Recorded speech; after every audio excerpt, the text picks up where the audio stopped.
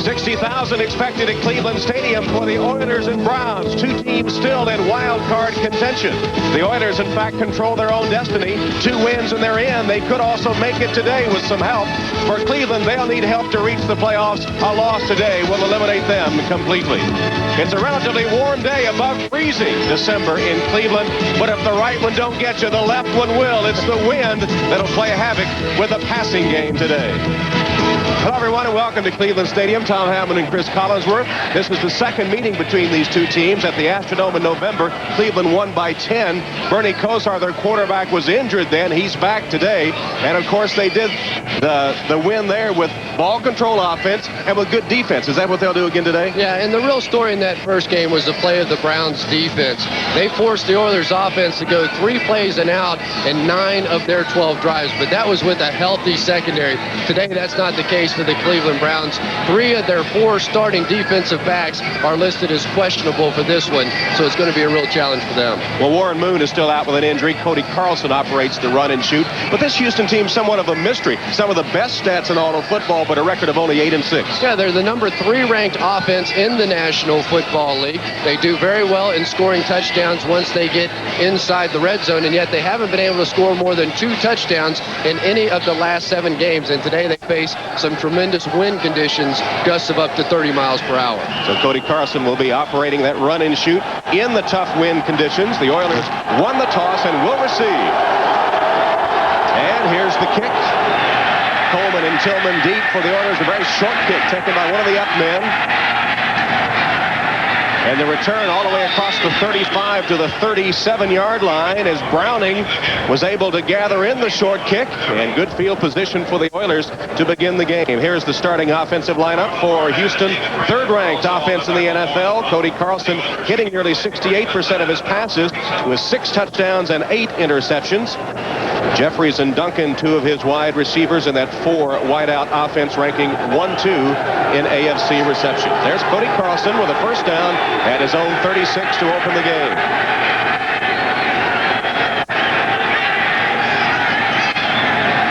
Webster Slaughter, the former Brown, in motion, and Lorenzo White on the handoff. Got away from one would-be tackler in the backfield and reached the line of scrimmage, but no more. Eric Turner on the stop for the Browns. Look at Lorenzo White, who's having his best season. And Lorenzo White, part of that potent run-and-shoot offense. White is the 3rd leading rusher in the AFC. He's gained nearly 1,100 yards. That offensive line of the Oilers, one of the NFL's best. Munchak has been to 7 Pro Bowls, Matthews 4, and Bruce Matthews will be asked to block his brother Clay at times today.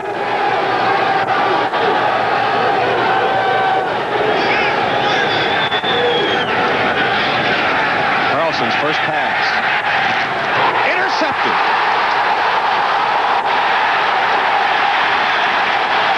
Everson Walls, the veteran corner, with a diving interception of Cody Carlson's first pass. That is the 57th career interception for Everson Walls, as Carlson's first attempt is picked off. Well, the one healthy cornerback for the Cleveland Browns comes up with a huge play on the first drive. Everson Walls was playing on the backside. His man cleared his zone, so he came over to help and made the interception. Got off the ground and was able to pick up a few more yards. But the thing that the Cleveland Browns did so well in that first game was read the patterns of this run-and-shoot offense. And right off the bat, Everson Walls makes the play again. Only Ronnie Lott with 60 has more career interceptions among active players. And the Browns' first offensive try goes awry. Premature movement. That'll be a 5-yard step off by Johnny Greer and his officiating crew.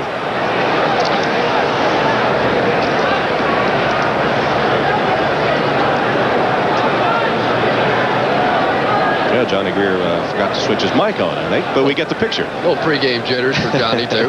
Here's the Browns starting offensive lineup. Kozar, remember, missed 10 weeks with a broken ankle. This is a 4th game back, hitting 66% of his passes, 6 TDs, 4 interceptions. Kevin Mack, the top rusher. Metcalf had over 200 all-purpose yards against Cincinnati here 2 weeks ago, is the leading receiver. And Jay Hilgenberg, the center, who went to 7 Pro Bowls as a Bears player, heads that offensive line.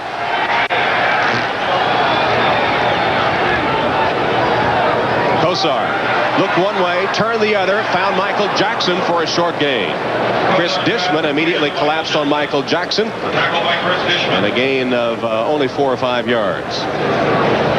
That time, Bernie Kosar really came off too quickly of Lawyer Tillman. He had him wide open out there and went the other way. That Houston defense ranked 4th in the NFL. 3-time Pro Bowl player Ray Childress having his best year.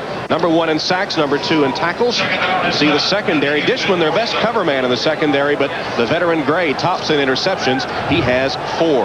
That's because they throw his way all the time. Leroy Horde and Eric Metcalf in the lineup at the same time on this second down play.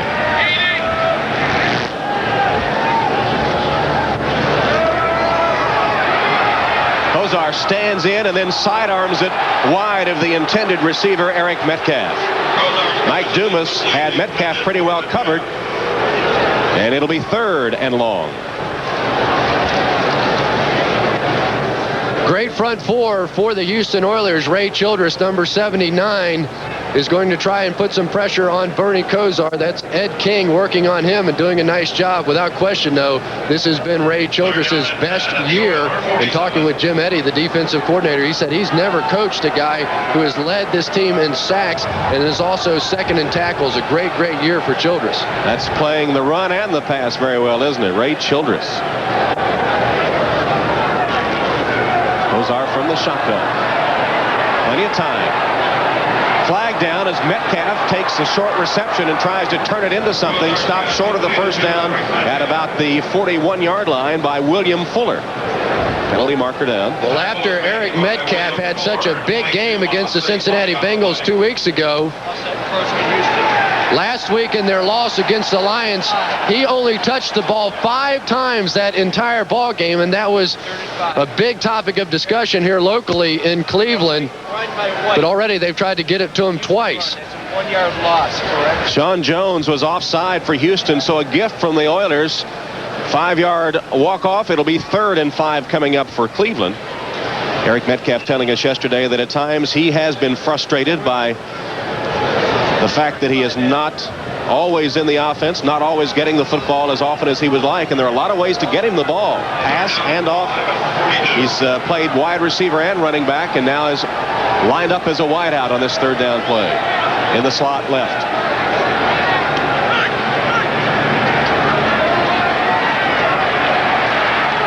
Kosar hits Metcalf on a crossing pattern. Metcalf with a first down inside the 25 of the Oilers, dragged down by Jerry Gray.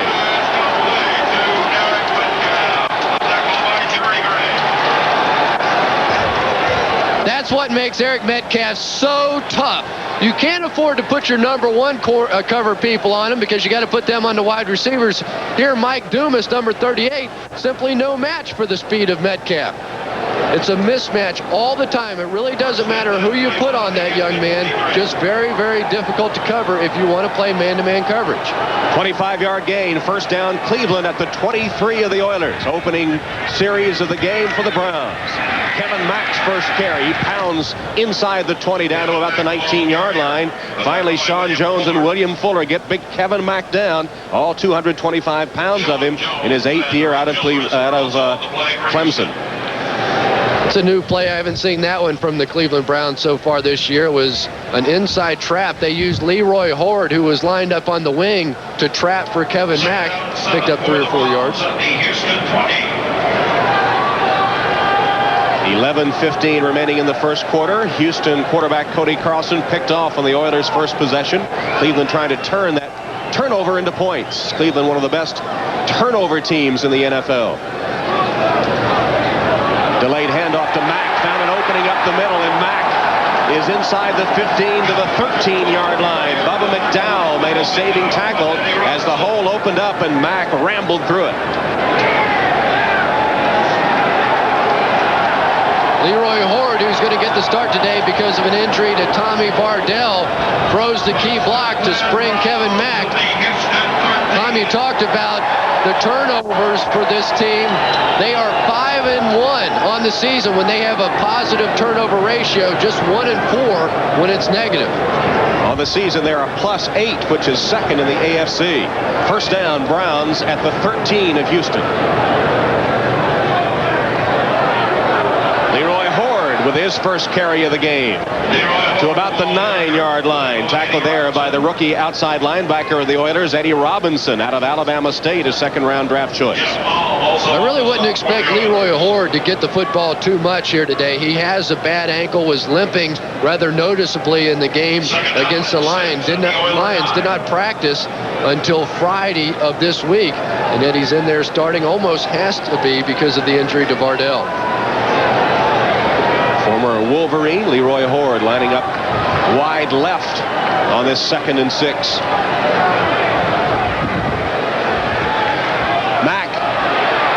Kevin Mack picking his way, still driving, finally fumbles the football. Was the play ruled dead? Yes. Forward progress stopped inside the 5. No fumble. Eddie Robinson down at the bottom of the stack and then joined by a host of other white-shirted defenders. Forward progress stopped, though, and no fumble. Yeah, good call by the officials. Clearly, his forward progress had been stopped. And this is a difficult area of the field. This is the baseball part of the football field in Cleveland Stadium. You'll see from about the 20-yard line in here, people really having a lot of trouble getting their footing. That time, Kevin Mack not able to really dig in and push his way towards the goal line. Close enough to a first down that they will measure. The ball is inside the Houston 4. And it's just short of the first down.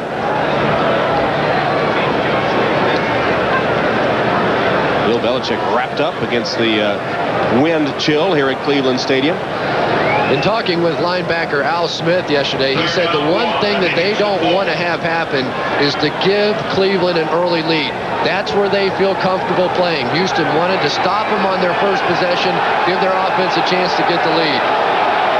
3rd and less than a yard.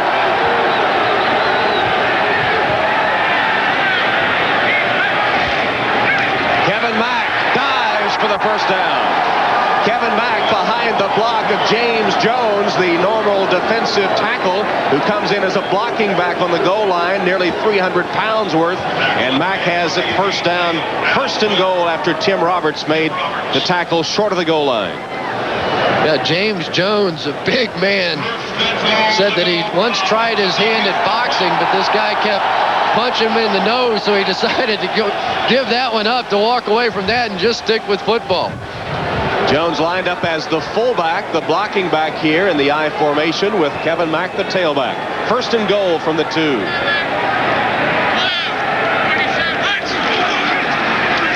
Play action pass. Touchdown. Ron Wolfley.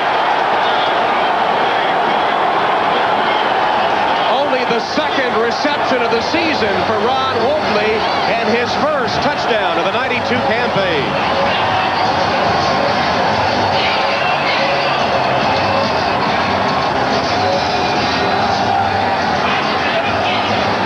The play fake completely fooled the Houston Oilers defense. That was Mike Dumas once again getting beat on the coverage. Ron Wolfley just wide open in the corner of the end zone. Extra point by Stover is good. So the best of both worlds for the Browns. They convert a turnover into points and use up a lot of time. Winter rules, replace your own divots. This is David Fry, the Cleveland Stadium head groundskeeper, doing a little housekeeping as play was stopped while we were in that commercial break. And this Cleveland Stadium playing surface has a reputation of being the worst in the NFL. Would you agree with that? Oh, absolutely. And Everson Walls, when I asked him about the playing field, he said that Cleveland Stadium and the turf here has given him a real appreciation for AstroTurf. That's you don't hear many players that'll say that. You talk about optimism. If you look at the field closely, grass seed is still on there that didn't grow. Scoring drive covered 9 plays in nearly 6 minutes as the Browns intercepted Cody Carlson on the Oilers' first possession. They lead 7-0. Kickoff fielded a yard deep by Coleman. Coleman lowers his head and is taken down short of the 20-yard line. 19-yard return of the kickoff. Lattenberry just activated this week, and Ron Wolfley, who scored the touchdown, combining on the stop. And remember when we talked to Cody Carlson yesterday, he said that the one problem that we've had offensively is we've had just terrible field position to start so many of our drives. Once again, starting at the 18-yard line.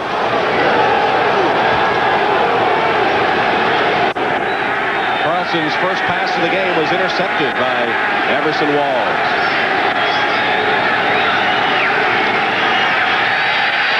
Carlson, Lorenzo White juggles and drops it. White coming out of the backfield, juggled the ball. It falls incomplete in front of Everson Walls. Here's the Browns defensive lineup. Michael Dean Perry's been hot lately, but Burnett leads the team in sacks. He has 8. Clay Matthews, the only linebacker in as they open, as do most teams that face the Oilers, with 6 defensive backs. And remember, Minifield, Turner, and Taylor all nursing injuries. So 6 DBs on the field for Bill Belichick and Nick Saban, his defensive coordinator, who formerly was a Houston Oilers assistant coach, was secondary coach for the Oilers. Carlson has to scramble and is tackled. Clay Matthews, the oldest defensive player in the National Football League, in his 15th year out of Southern Cal, takes Cody Carlson down. And that sack by Clay Matthews ties the Cleveland Browns team record established by Jerry Shurt. 69 career quarterback sacks now for Clay Matthews. What a great player he has been. There's the updated list. One more, and Matthews will take over the all-time Cleveland lead.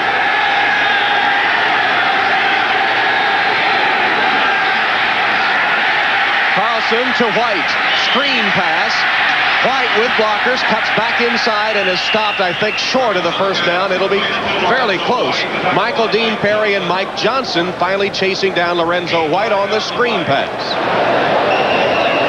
And in talking with defensive coordinator Nick Saban for the Browns, the one real concern that he had was about Lorenzo White and his ability to come out of the backfield and catch passes. That's something new. They really weren't doing that much of that the first time these two teams met, but he said it really gives this Oilers offense a whole nother dimension. We're back there trying to read patterns, match up with their 4 wide receivers, and all of a sudden Lorenzo White sneaks out, catches the ball, and runs with it for 10, 12 yards. Well, there's Commander Cody checking out the measurement, which is just short, as you see, short only by inches. You have to punt him. No question, you have to punt it here. 7-0 ball game. Unfortunately for the Oilers, they're blowing an opportunity now. They have the win in this first quarter, and in their first 2 drives have been able to do absolutely nothing with it. So the NFL's leading punter by average, Greg Montgomery, on for the first time, and the dangerous Eric Metcalf is deep. Metcalf had a 75-yard touchdown on a punt return against the Bears earlier this season. Montgomery on pace to break his own team record as far as punt average for a season. Metcalf will take it at the 29-yard line. Dances his way forward across the 35 to the 36, where he's tackled by Eugene Seal, one of the best special team performers in the NFL. 45-yard punt.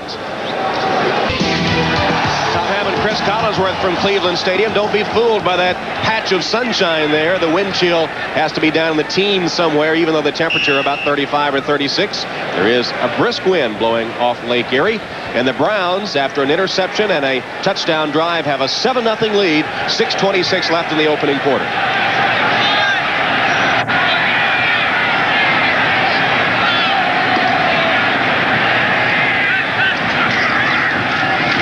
Bernie Kosar handed it off and then was hit. Managed to get it to Leroy Horde, who was twisted down after he got back to the line of scrimmage by Sean Jones and Al Smith.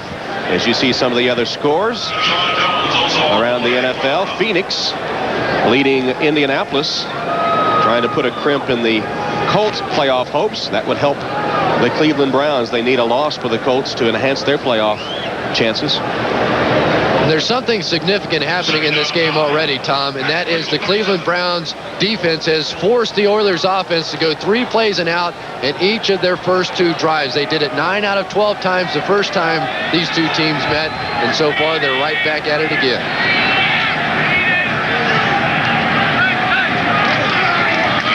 Horde with his second consecutive carry slips a couple of tacklers and has a first down. Gain of 10 by Leroy Horde, finally tackled by Marcus Robinson. Robertson got him just by the ankles, and Leroy Horde with a nice run. And this is the play that Jim Eddy talked about, the defensive coordinator of the Oilers. He said against a 43 defense, which we play, that's the play that everybody wants to try and run against us, the inside belly play.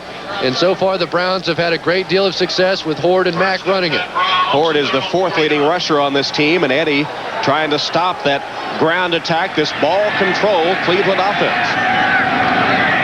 Mack and Wolfley in the backfield this time. Kosar still has it and goes for the end zone. Michael Jackson triple covered, and it's picked off. Jerry Gray, the veteran, with an interception back at the Oiler 5-yard line.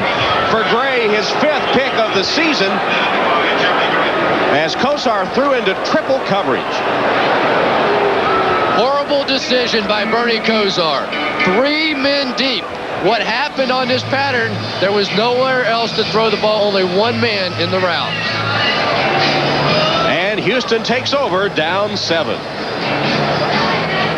Somewhere behind that glass is Chris Palmer, normally the receivers coach for the Oilers, but the acting offensive coordinator in the stead of Kevin Gilbride, who had a cancerous kidney removed. He is back at home now watching the game today, and Chris Palmer is calling the plays, and Warren Moon, who is normally the quarterback out with an injury, is the communicator on the sideline that gets the play from Palmer upstairs and signals it in to Cody Carlson. Carlson with a pass completion to Webster Slaughter. The former Brown takes it to the 15-yard line. His first reception of the day, tackled by Everson Walls, and Slaughter with that reception gets a boo welcome from the crowd. I think that would surprise even him. He felt like that he would get a decent reception here today when we talked to him, or at least he hoped he would, but he's really been on fire the last couple of weeks. Has caught almost as many passes in the last 3 weeks as he did the entire season. Of course, the contract holdout, and the Cleveland Browns lost him. And what makes it worse is they lost him to a team within their division, the Houston Oilers. Declared a free agent by the courts and signing with the Houston Oilers. Lorenzo White bounces to the outside, cuts up, has a first down to the 27-yard line, dragged down by Frank Minifield. Gain of 12 yards and a Houston first down. Here's Warren Moon now signaling in the play to Cody Carlson. And Chris Palmer, when he was coaching in the USFL, called plays. That's his only previous experience in play calling, and he said the communication is the toughest part. Getting the word to Warren Moon, and Moon getting it in to Carlson. It worked that time. Good play calling resulting in Houston's initial first down of the game.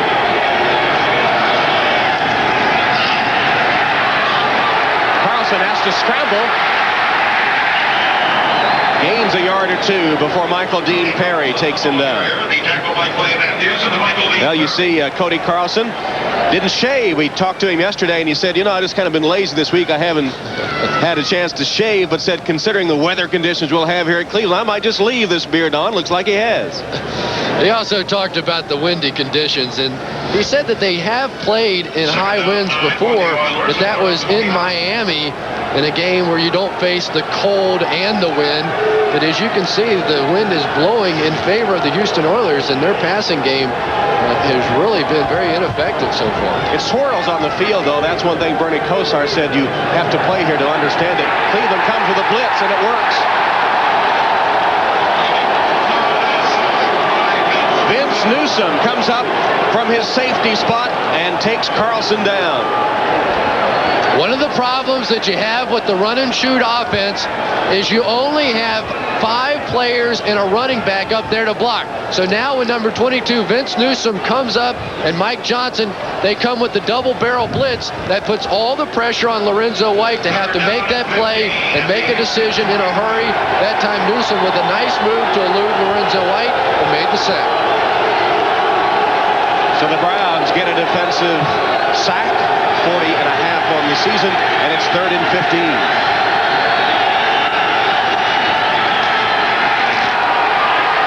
Carlson, flag down. The pass is incomplete, intended for Ernest Givens. And Johnny Greer gets the call from his back judge. Looks like they're going to call Frank Minifield for a holding on Curtis Duncan. And Frank can't believe it. He's saying, "You've got to be kidding me." Holding. 31. Defense. First down. Minifield missed the last 2 games with a groin injury. Let's see. He's at the bottom of your screen. Frank Minifield, number 31, working on Duncan. There he's got his backhand on him. Grab a little bit of the jersey. Now he's going to try and fall back into the play. If that's holding, they're going to throw it every single down in the National Football League. Frank Minifield does that on 90% of the plays. Believe me. That sounds like a first-hand telling. Lorenzo White. That holding call, of course, is an automatic first down, so White carries on a first down play. You and Frank Minifield had a memorable collision here once at Cleveland Stadium, didn't you? Well, Frank, before a ball game one time, predicted that he was going to knock me out of the game. I'd had a pretty good game the week before, and he said he was going to knock me out. And so I went out determined to hurt him. And on the first play of the game, I caught a little 5-yard hitch, and he hit me with his chicken wing, as he likes to call it. They turned me off. I woke up about the second quarter. Mission accomplished. Draw play. White can't get away from the tackle of Rob Burnett. Rob Burnett is really having a terrific season. 8 sacks on the year. Was all rookie in 1990, in his 3rd year now out of Syracuse. And he has really picked up the pace. You know, early in the season when Michael Dean Perry was going through those problems with his knee, they needed somebody to fill the gap, to fill the void, and Rob Burnett was that guy. You know the definition of a veteran? You notice how Frank Minifield had his ear holes taped up on his helmet? That wind won't be whistling through his. He's the only one I noticed that way.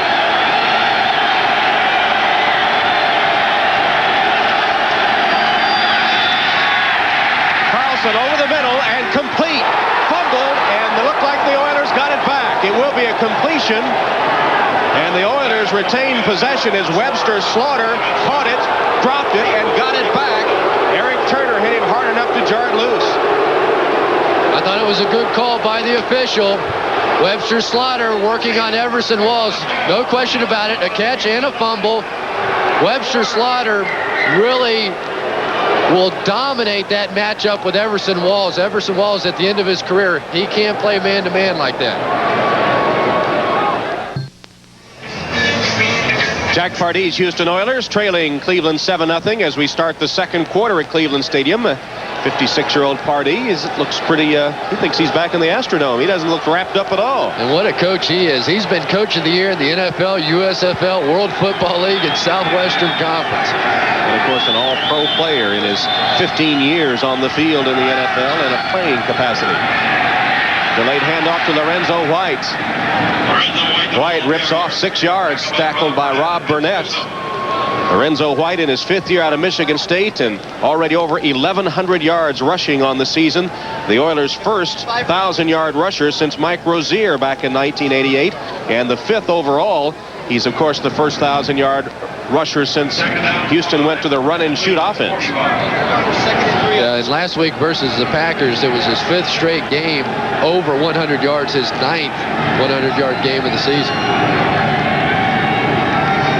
They've used him more in the passing game in recent weeks. Carl Carlson finds an open Curtis Duncan. He's down the sideline and forced out of bounds after a Houston first down. Best drive of the day, and now flags fly. And Minifield right over there in the middle of things once again. Frank Minifield probably a little frustrated over that holding call. He was playing way off of Duncan on that play, drove him out of bounds, and then pile drived him into the turf. Good call by the officials. Personal foul. Unnecessary roughness. Number 31, defense. First down.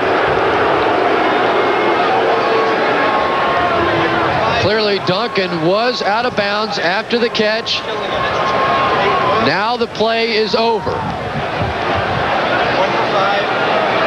15 yards.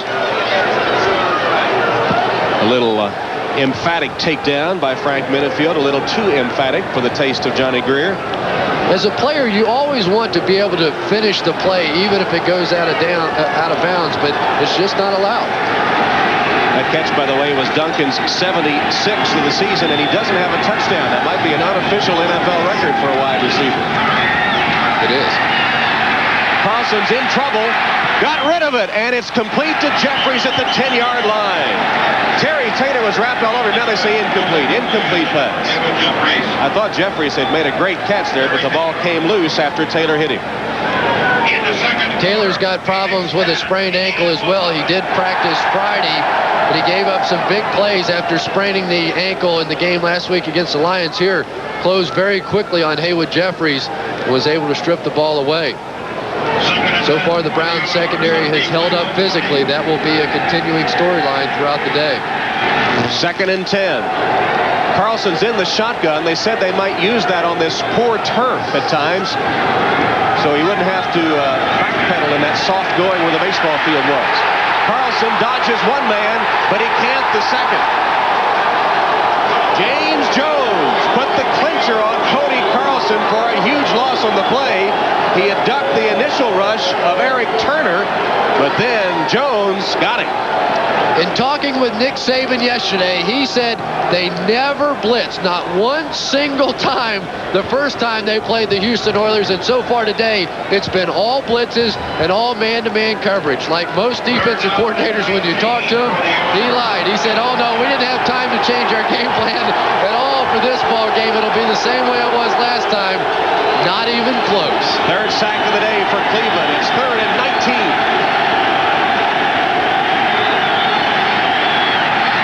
Batted and incomplete. Burnett got a big paw up there to bat down Carlson's pass. This was very, very close to being a huge play for the Houston Oilers. If they don't knock that ball down, they had 5 offensive linemen set up in front of Lorenzo White for the screen. Watch all the room now. You've got your offensive linemen out front and no one in sight. The Browns were in man-to-man coverage and were in big trouble had that one been completed. Al Del Greco is lined up now for a 47-yard field goal attempt. Montgomery, the holder. Del Greco sends it on its way, and it's good. Yes. Al Del Greco connects from 47 yards, and the Oilers are on the board, but still trailing Cleveland.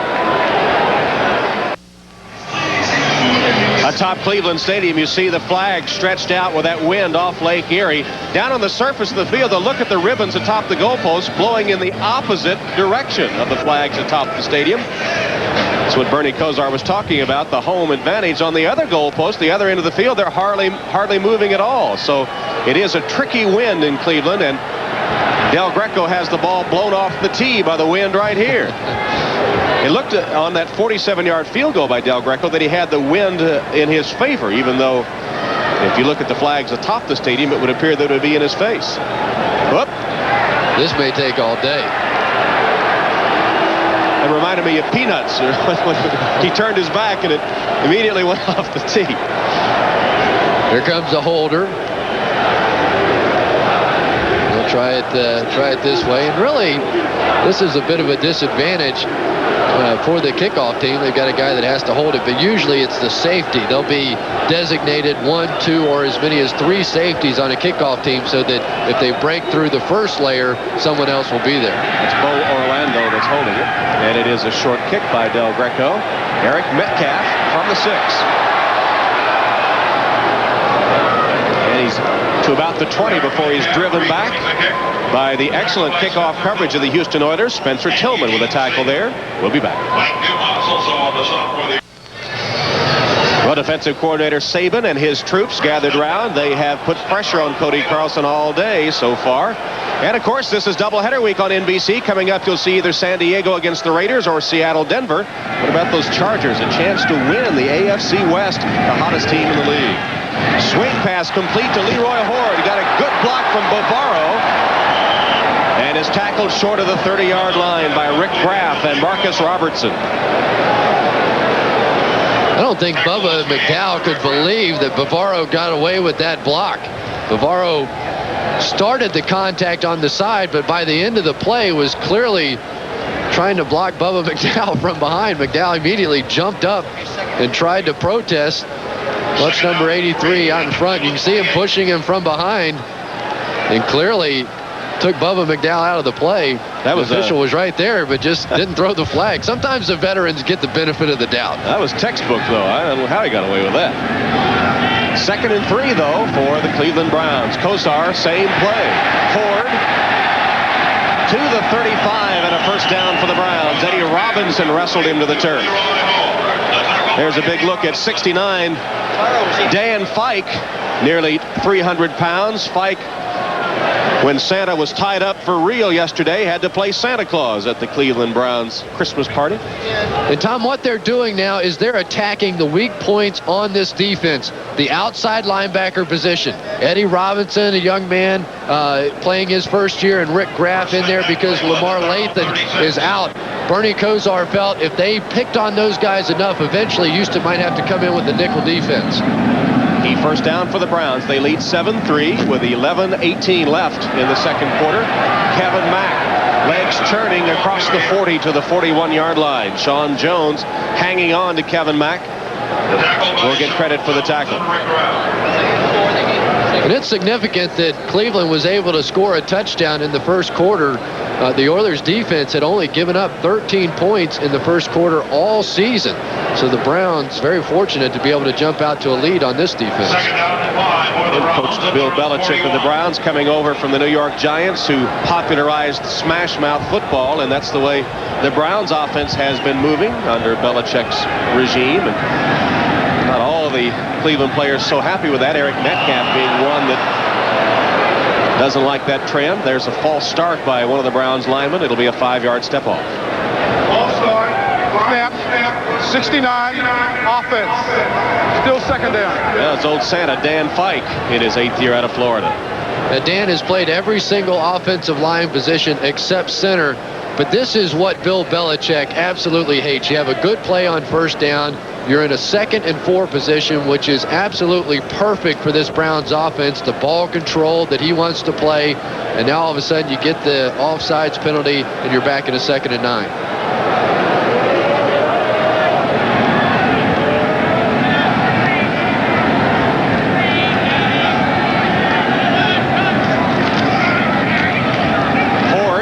To the 40-yard line, gain of 4.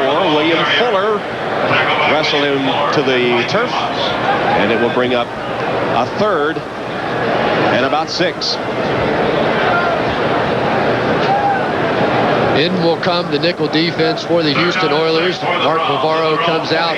We should say that the Browns only have 3 wide receivers available to them here today. Of course, Eric Metcalf fills in as the 4th, but Michael Jackson, Lawyer Tillman, and Rico Smith. And Rico Smith is a young man that they would really prefer not to have to put in too many tight situations.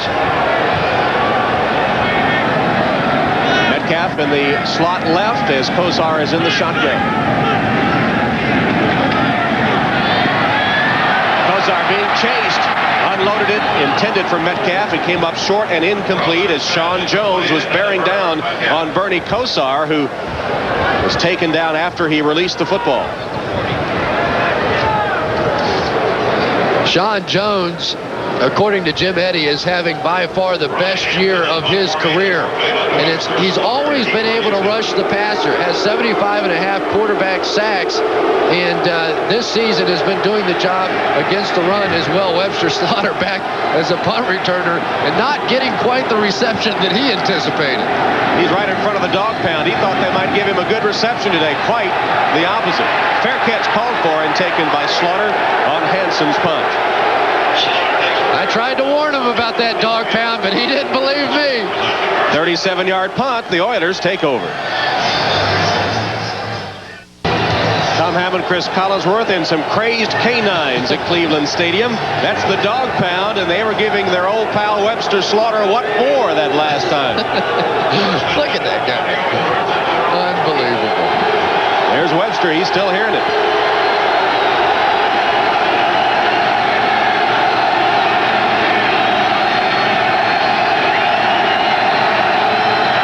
Play action pass. Carlson delivers too high for Slaughter.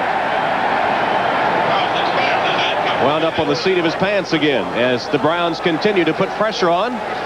You see the scores.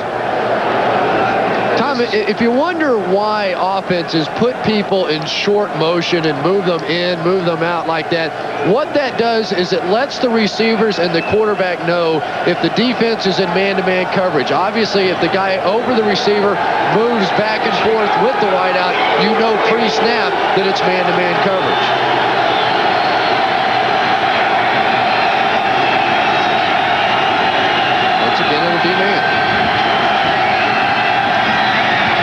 Carlson delivers to the sideline. Duncan taken out by Frank Minifield. About a 9-yard gain.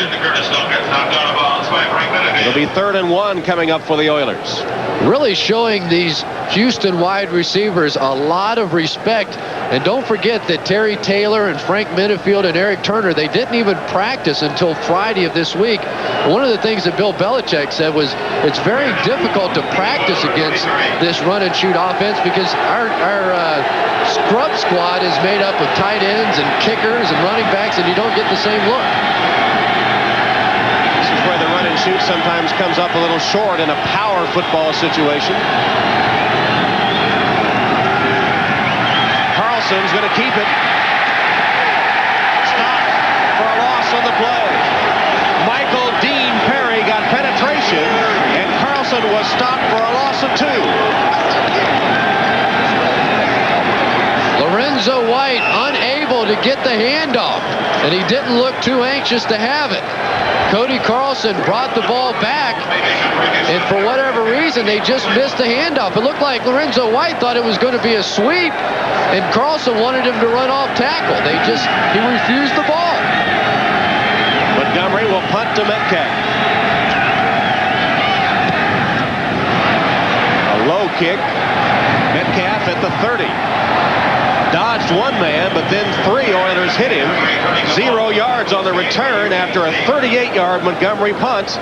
Cleveland in front.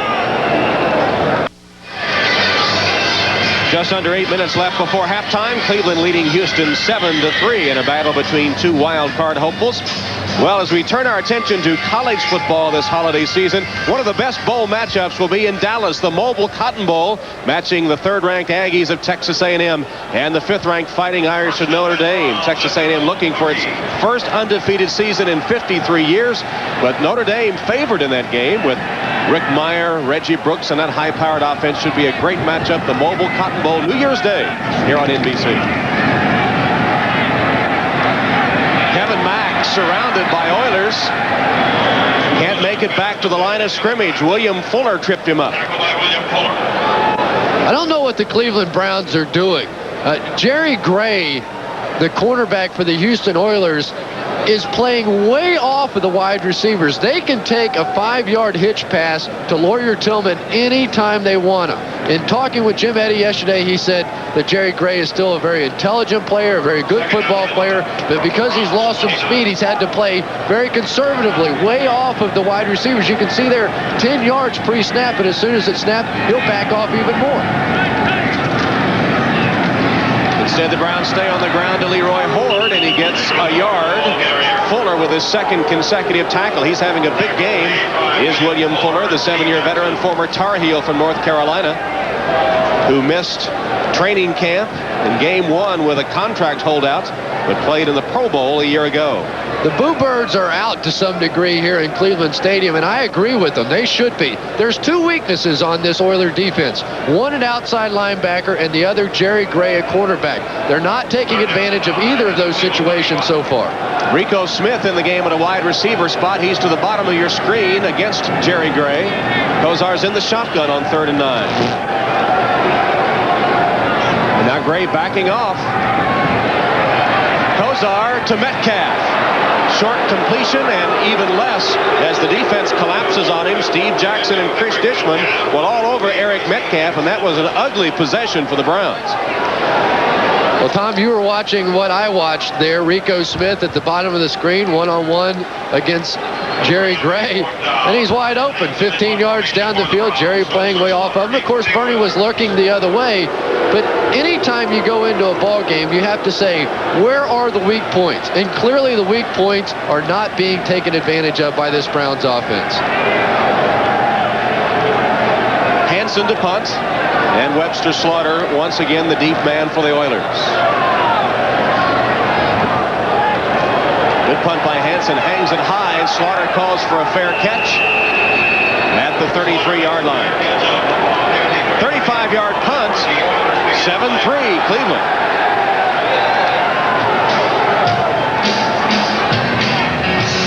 Well, a little fracas for a moment. Cooler heads prevail. And we'll take the timeout with 5:29 left. That's Stephon Moore on the sideline for the Cleveland Browns, injured. You see his arm in a sling and out of action. And one of the key members of that secondary that's banged up this week. Yeah, and Nick Saban had a real concern that Stephon Moore was out. He had a huge game against the run and shoot of Houston the first time around. 13 tackles in that game and a fumble recovery for a touchdown. Meanwhile, Minifield, Turner, and Taylor all playing, not 100%, but on the field against the Oilers. Carlson's pass is complete to Givens. Ernest Givens with a Houston first down close to midfield, tripped up by Terry Taylor. Gain of 15 yards. That was a nice job by Cody Carlson that time, finding the one-on-one matchup against the linebacker. Mike Johnson had the unenviable task of trying to cover Givens over the middle. You'll see Mike Johnson, number 59. Givens is going to run behind him, and Johnson simply unable to keep up with him and will not be able to all day. And Givens now has caught a pass in 51 straight games. Draw play to White. Lorenzo lowers his head and bangs forward for about 5 yards till he runs into Mike Johnson, the Browns' leading tackler. The emergence of Lorenzo White has really added a new dimension to the run and shoot. Yeah, he already has career highs with 49 receptions and 514 yards receiving. And that was what Nick Saban was concerned about more than anything. He says, I know that he's going to get somewhere close to 100 yards rushing. I just don't want him beating me catching the football. Trails only Archie Griffin in Big Ten history with 4,500 career rushing yards for Michigan State. Carlson completes to Lorenzo White. Dragged down by Mike Johnson, close to a Houston first down. And that's what you can do when you pick up 3 or 4 yards on first down. You can come back with a short pass on second down. Now you're in a 3rd and short. Don't forget, Houston blew their last 3rd and 1 situation when Cody Carlson and Lorenzo White messed up the handoff. Almost an identical situation. It's 3rd and less than a yard. And Lorenzo White. See if he can connect with Carlson this time if they stay on the ground. They send Slaughter in motion. It'll be a pass. And it's incomplete. Jeffries trying to make a one-hand grab on the sideline with Terry Taylor defending. And once again, 3rd and less than a yard. Houston fails to convert. They've got to go for this now on 4th down, and it appears they will. That is a shocking call to me. when you're playing against a run and shoot offense, when they only have 5 men up in the area called the box, you almost automatically run it. That time they threw it. It didn't make any sense. 4th down and less than a yard. 5 in the box again. Run it.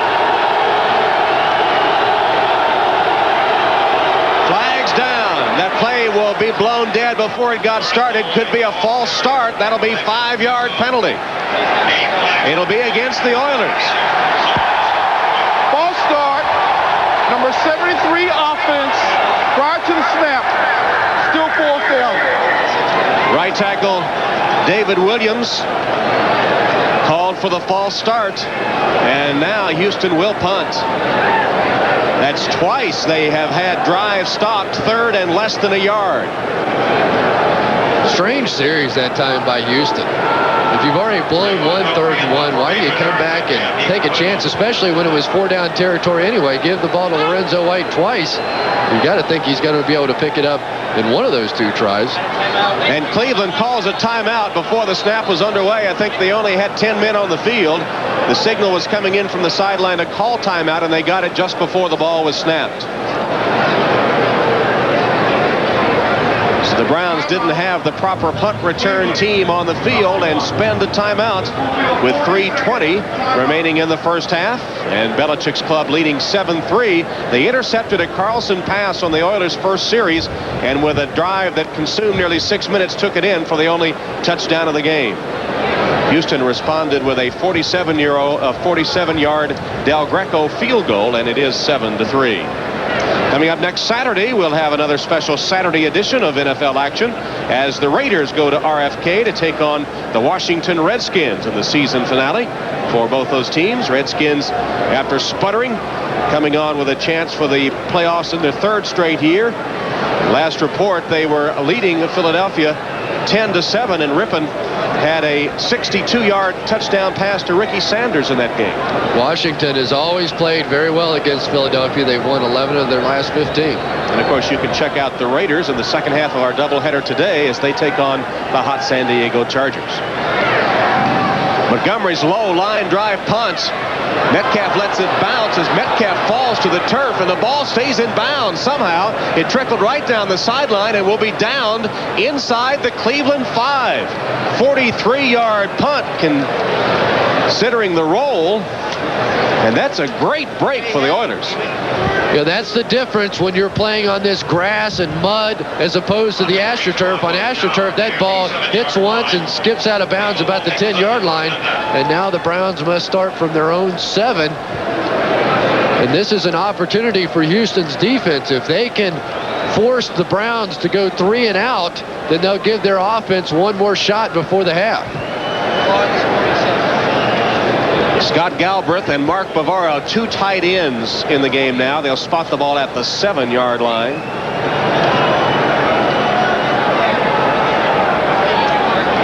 Kevin Mack is the lone setback. And gets the call, does Kevin Mack.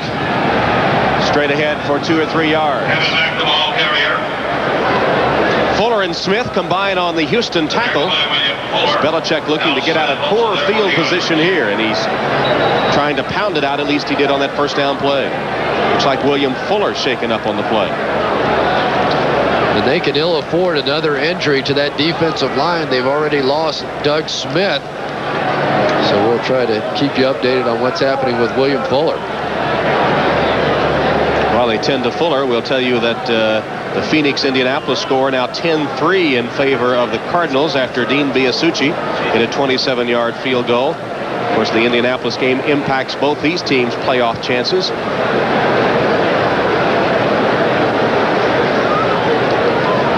See if we can see how William Fuller was hurt on the play. Number 95 is going to make the tackle on Kevin Mack. Couldn't really tell. I don't even know what he hurt. Although there have been plenty of players in this league hurt trying to tackle Kevin Mack. As we noted earlier, he was having a big game. Made his first Pro Bowl last year when he led the AFC with 15 sacks. Already has 7.5 this year, so a big blow if he can't continue. And those sacks raised nearly $100,000 for the diabetes fund. His dad had diabetes, and he pledged some money for every sack he made last year. That was matched by a lot of corporations, and he raised over $100,000. Arnsparger was the athletic director at Florida for many years. I had just never imagined that he would be interested in getting back into coaching, but one day Bobby Ross, I guess, called him to ask for recommendations as to who he thought might be a good defensive coordinator. He said, what about me? Yeah, I'd like to have that job, and now he's in San Diego and doing a great job. He had been the coach at LSU. He, of course, was the architect of that no-name defense of the Miami Dolphins for many years, and a native of Paris, Kentucky, former assistant at the University of Kentucky under Blanton Collier, who had so many great years as head coach of the Cleveland Browns. Leroy Horde. Very close to a first down. And they're going to take a timeout to measure this one.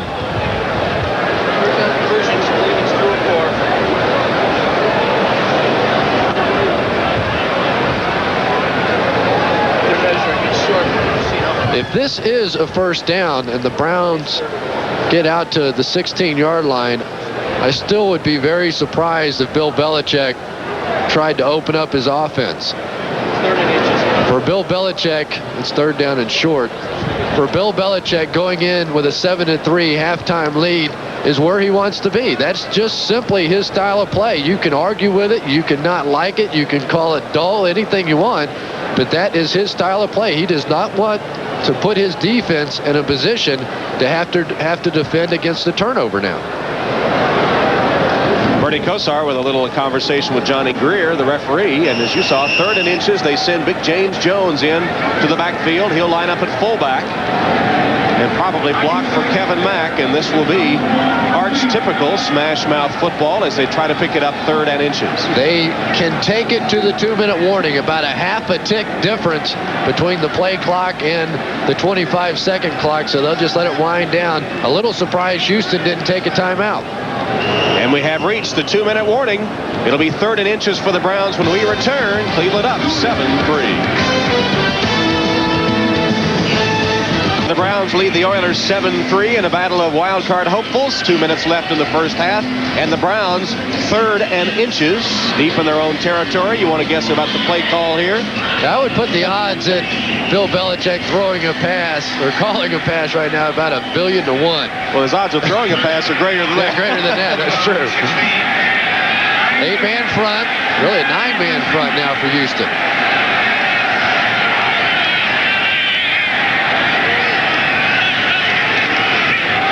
Off to Kevin Mack. Didn't get much. Didn't need much. It'll be a first down for the Browns.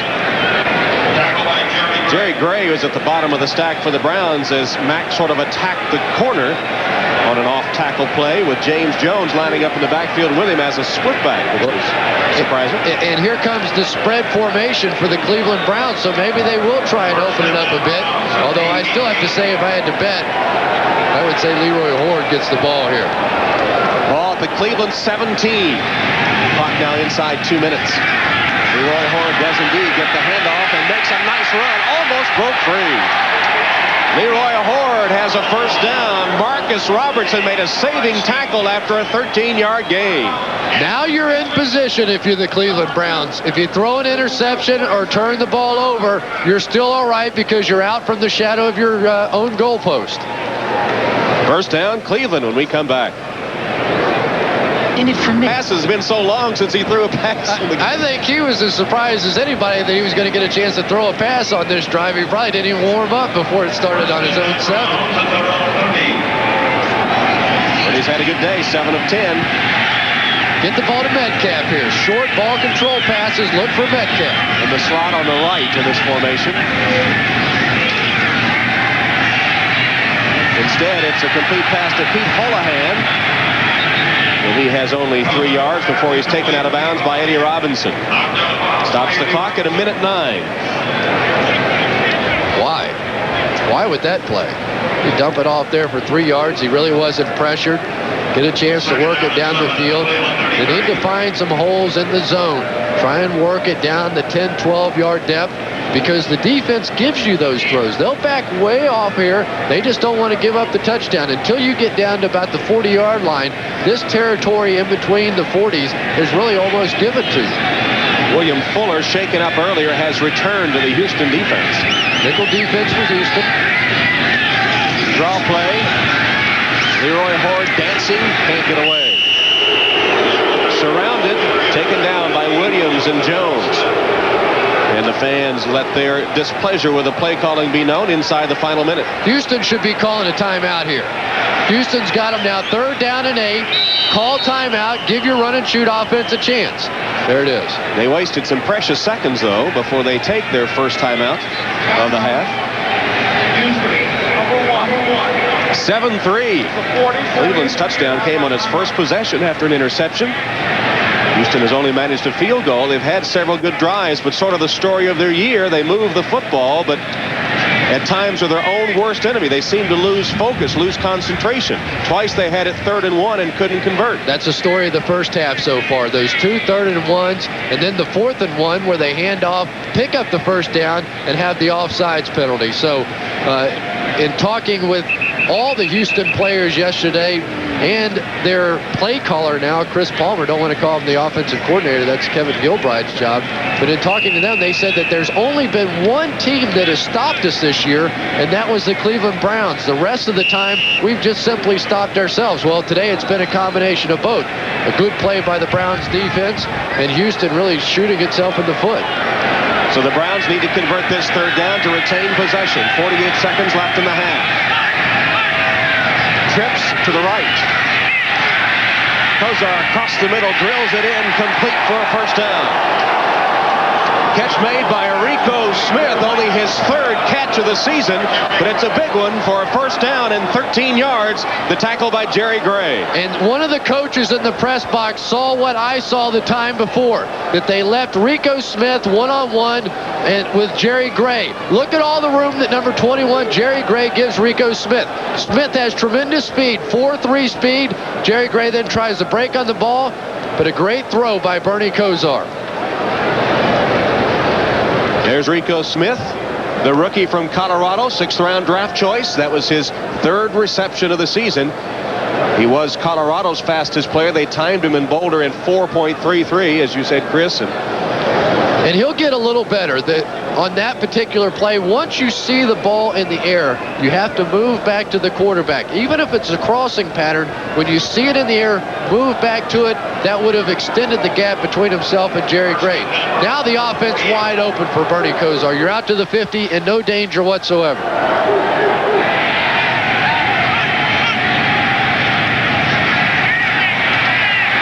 Dumps it off to Mack. Kevin Mack with a head of steam.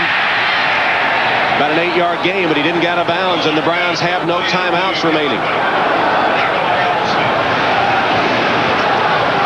And this drive really set up by the fact that, remember, Houston took the timeout. I agreed with the call, but it appeared that Cleveland would have been happy to run out the clock. Now they have a chance to put something on the board. Kosar to the sideline. Lawyer Tillman gets out of bounds and stops the clock. Jerry Gray was defending, but Tillman had plenty of room, made his first catch of the day, and with 20 seconds left, the Browns have a first down at the Oiler 35. Well, everybody in the house knew that it was a stop the clock play, and yet you can't see Jerry Gray. He's out of the picture, and they just simply flip it out to Lawyer Tillman, and that's a big 5 or 6 yard gain. They're almost in field position, but remember, this would be a kick into the wind. Matt Stover does have one kick of over 50 yards this year.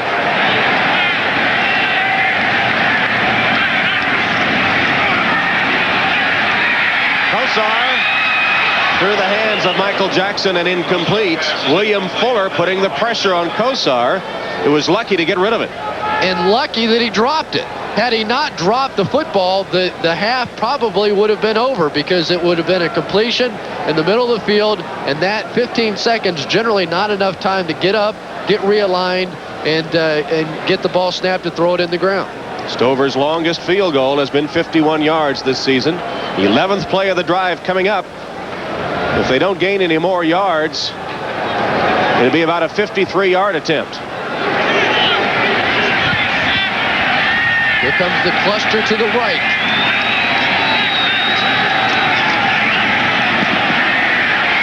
Bernie's pass might have been tipped. It'll be incomplete. Jerry Gray recovered to knock it away from Lawyer Tillman.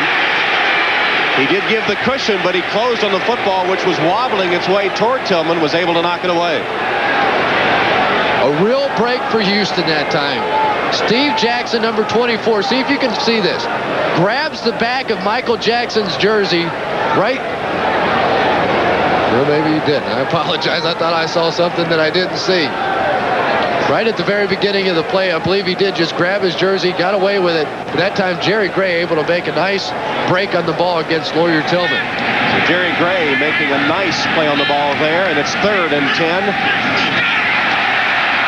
Flags down. Kosar sidearms it complete to Holohan. He's out of bounds at about the 25-yard line.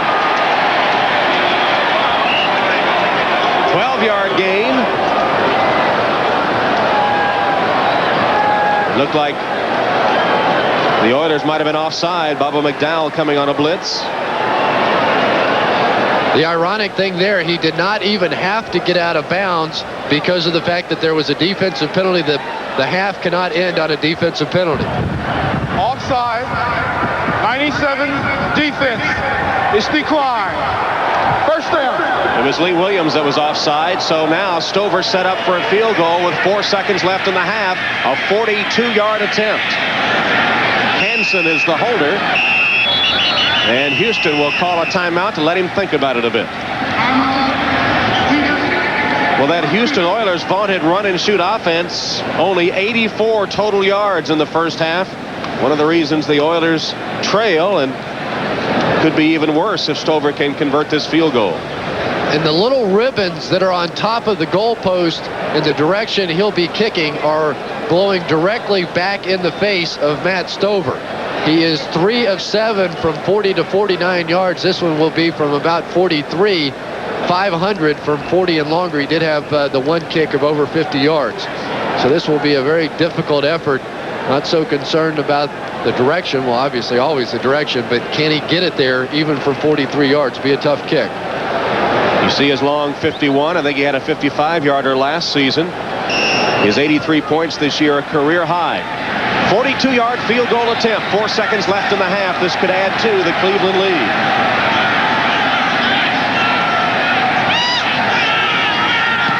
Stover has it up, and no good.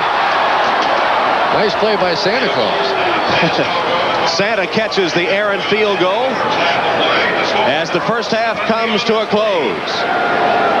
Halftime score 7-3 Cleveland. Now let's go to Bob Costas in the dump. Halftime at Cleveland Stadium. The Browns leading the Oilers 7-3 after the first half of play. Tom Hammond and Chris Collinsworth with you at Cleveland Stadium. Old receivers never change their habits. Cold. He's got his tackified gloves on. Just in case anybody throws anything at me. He hasn't dropped a note the entire game. You know, we talked at the start of the telecast about Cleveland's earlier victory at the Astrodome when they had ball control offense and good defense. It looks like they're following the same script as we said they would try to do. Yeah, and Tom, there's always so many questions about the run-and-shoot offense, and the biggest one is, can it handle poor weather conditions? Today they have the wind.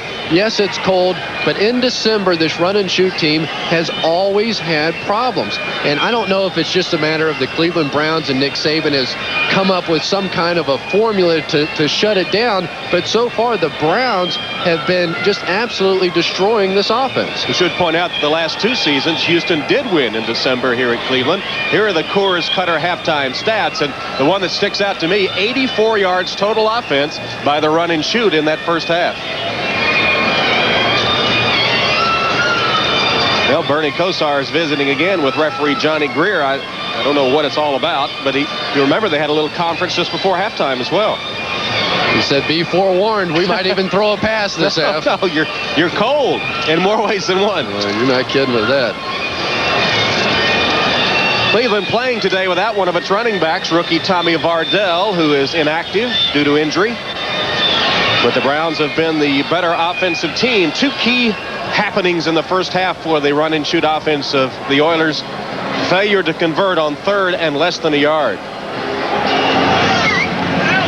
Metcalf awaiting the kick by Del Greco.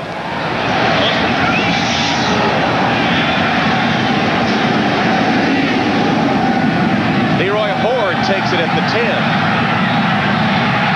Horde still going and finally tripped up at the 37 after a 25-yard return. Leroy Horde, one of the up men with a good return of the kickoff, just tripped up by Bo Orlando. Leroy Horde has to be a little bit frustrated with the way that he's been used this year. But today with Tommy Vardell out, he's been getting a chance and taking advantage of it. He seems to be much quicker than we've seen him in the past. Some concerns about that ankle today, but no evidence of any pain on the part of Leroy Horde. Kevin Mack behind Bernie Kosar with Leroy Horde lined up on a wing to the right. And now in motion. Pitch to Mack on the sweep. Hole opens and Mack is through it. Stiff arm gets him more yardage. Kevin Mack down the sideline. And he's to the 25-yard line of the Oilers. Finally brought down by Jerry Gray. 25 yards for Kevin Mack.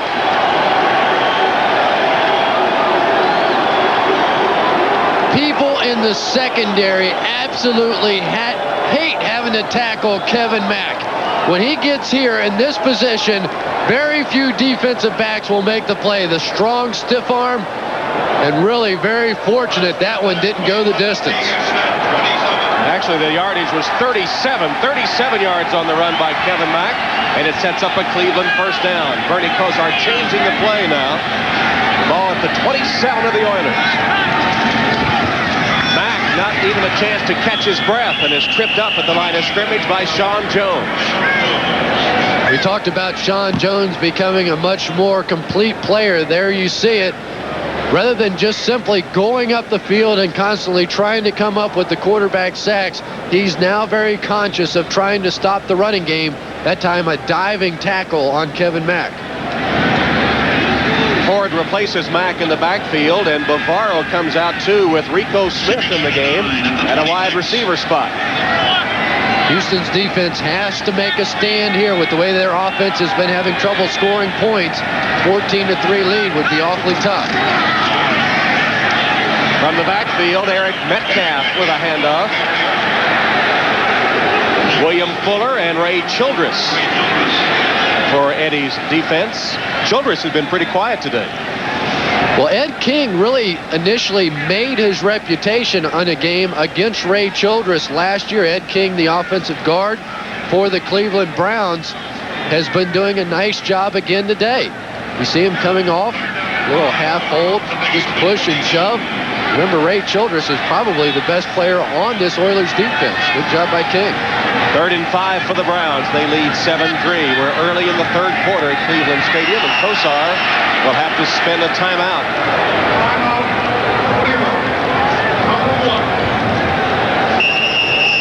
Kosar to the sideline to discuss things, leading 7-3.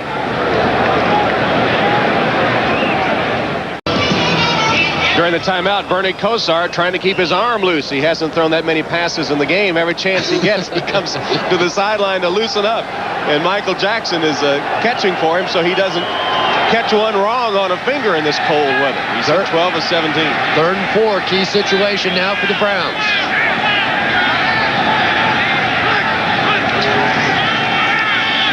Kosar delivers. The pass complete to Holohan, who pounds inside the 5.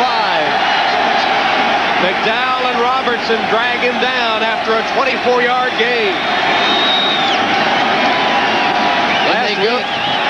They go to the veteran, Pete Holohan. You'll see the pass protection. Watch the job Ed King is doing on Childress.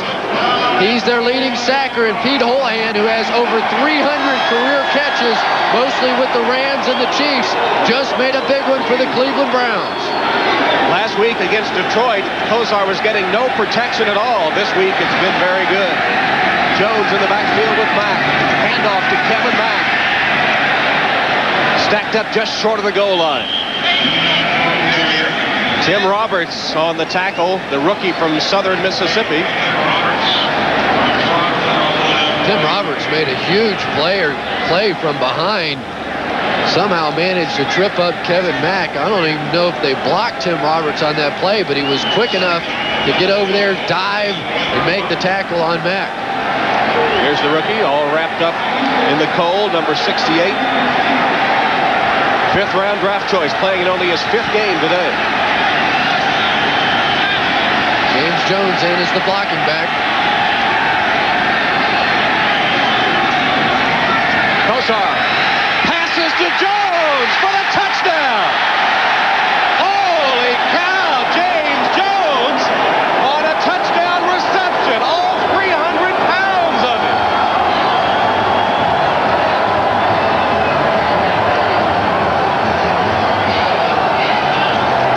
I guarantee you that is one of the happiest moments of James Jones's life. The play fake to Mack, and why in the world would you cover a defensive tackle coming out of the backfield? Bubba McDowell absolutely shocked, and oh yeah, a little dance by James Jones. What hands!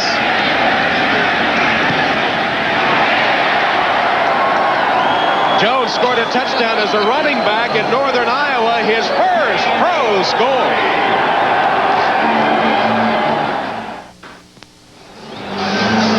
James Jones on a touchdown reception. Normally a defensive tackle lined up in the backfield, we thought, for blocking purposes. And look at Santa Claus at the bottom of the screen saying, throw it to James Jones. Jones open in the end zone, powers his way in, and now he does a little bit of the robot. Yes, sir. Go ahead with it. He's got the dance all down and everything. The spike needs a little work. You know, the worst part about that, for his relatives, they're going to have to hear about that every Thanksgiving, every Christmas for the rest of their lives. We talked to him a couple of weeks ago, and we asked him if he'd like to carry the ball sometime as he lined up in that fullback spot. He said, well, I might fumble or something. We never dreamed he'd catch the ball. Forgot to ask him that question. There we go again. And the ball falls off the tee before Stover can get to it, giving us a chance to remind you that more football comes your way in the second half of our doubleheader today on NBC. Big game in the AFC West as the Chargers, hoping to be divisional champions after starting 0-4, battle the Raiders, a team they defeated in San Diego a few weeks ago. Some of you will see Seattle against Denver. And of course, the Denver game will impact the playoff chances of these teams. Should Houston rally to win this game and Denver lose, the Oilers would make the playoffs today. Right now, though, they trail the Browns 14-3. Ball stays on the tee for Stover, who pounds it to the goal line. Taken by Coleman there. Lowers his head and will be stopped short of the 20 by Cedric Figueroa. 19-yard return to the opening kickoff, and again, poor field position for the Oilers. Just exactly what they were talking about, that every time they start a key drive, which this most certainly is now for this Houston offense, they have to do it starting inside the 20-yard line. Cody Carlson now has to make a statement. He has to prove that they can move the football on this Browns defense. They didn't do it in game one. They have not done it in the first half of this game either. Browns score on their first possession of the second half to lead 14-3.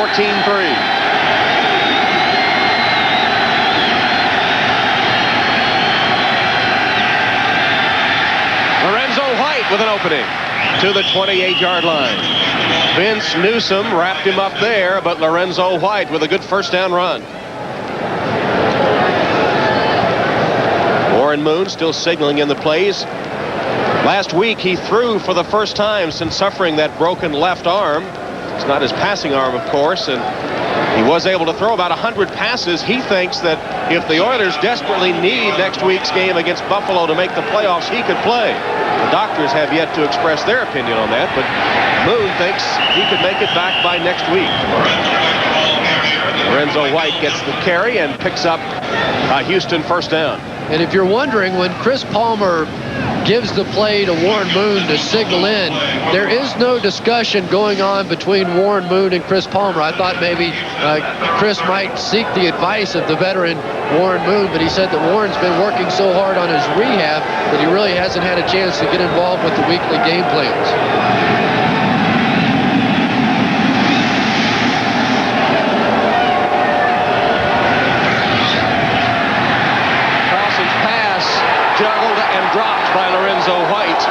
pressure from Everson Walls. Michael Dean Perry putting the pressure on Cody Carlson. He had to dump it off, and it goes incomplete. Michael Dean Perry has been red hot as of late. He's had 6 quarterback sacks in the last 3 games. And what you're seeing there by the Cleveland Browns are some run stunts. What they're doing is they're trying to move their defensive linemen in and out, not in an effort to get after the quarterback, but to create confusion on that Houston offensive line so that they fall into the running game and shut that down first.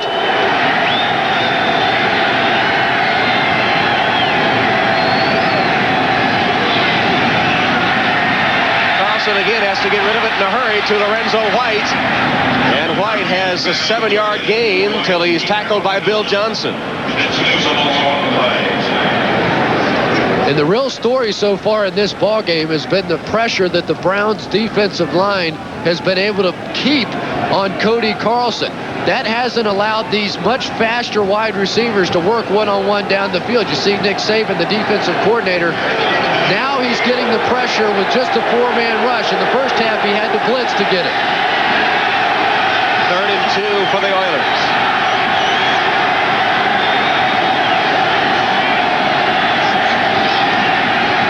Short drop by Carlson, who throws it out of bounds. Curtis Duncan closest to it, but Michael Dean Perry was all over Cody Carlson.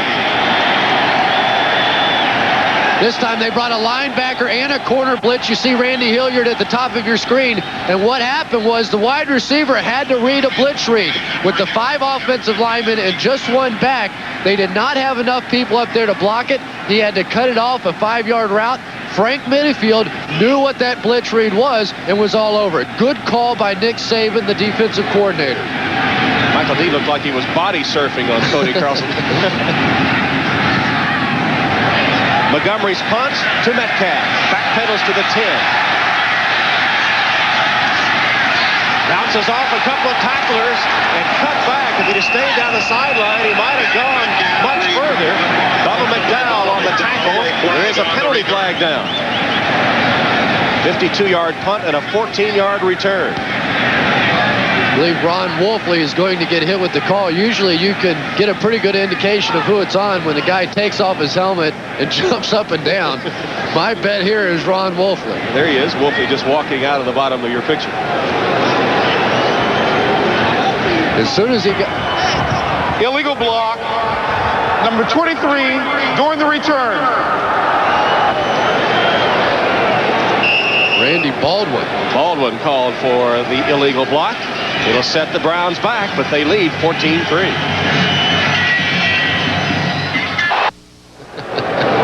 With producer David Michaels. No, that's not David. David Michaels and Andy Rosenberg in the truck. Tom Hammond and Chris Collinsworth in the cold, where Cleveland leads Houston 14-3. You don't see guys like that in every city.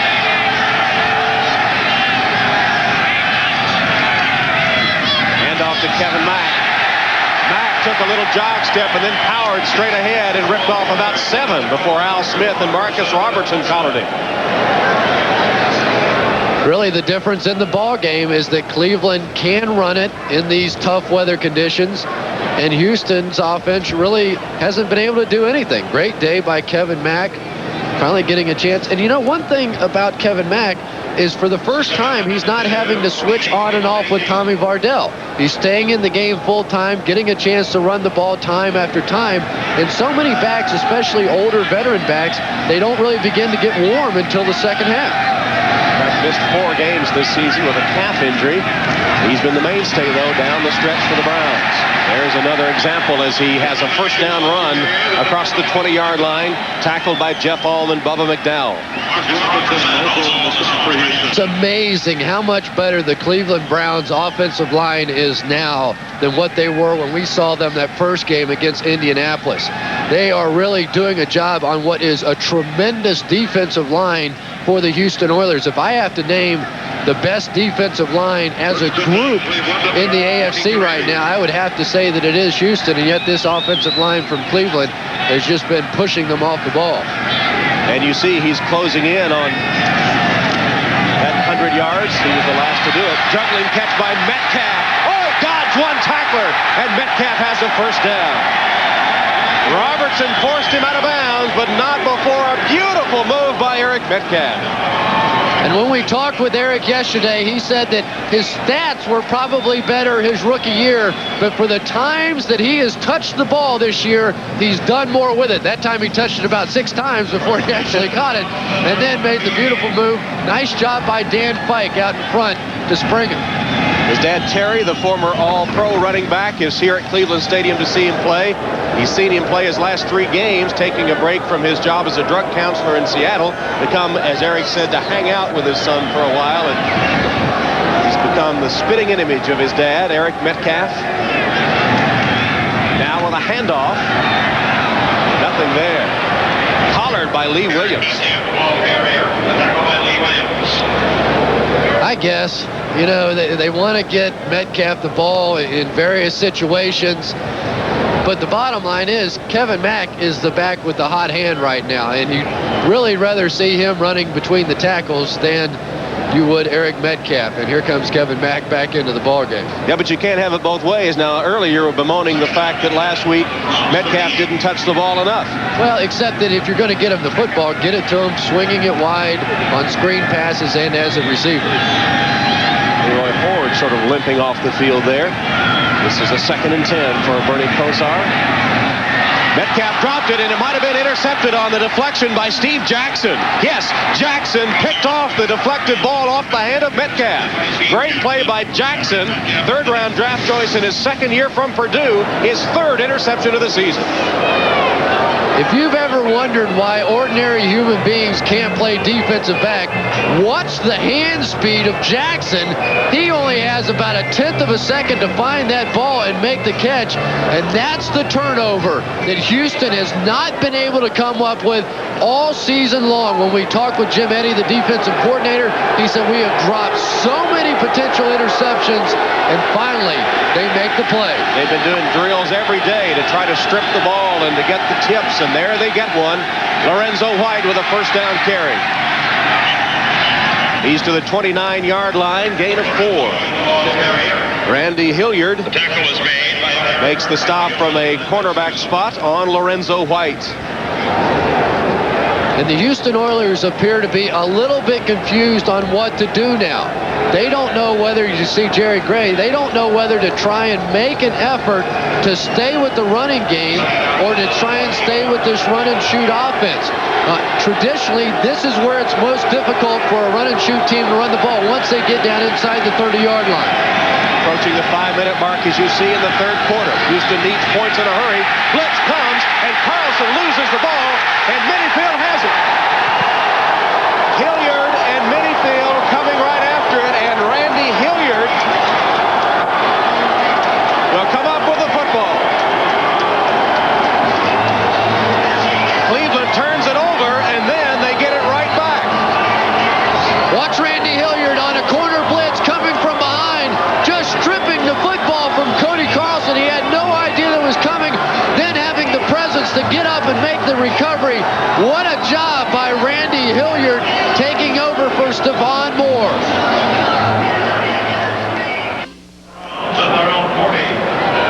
14-3 Cleveland, number 39 sitting on the bench, Randy Hilliard with a blitz, a sack, the 5th of the day by the Browns defense, and a fumble recovery. In his 3rd year out of Northwest Louisiana, 6th-round draft choice makes the big play. Kosar, and it's intercepted by Houston. Linebacker Rick Grant went upstairs to grab it for the Oilers.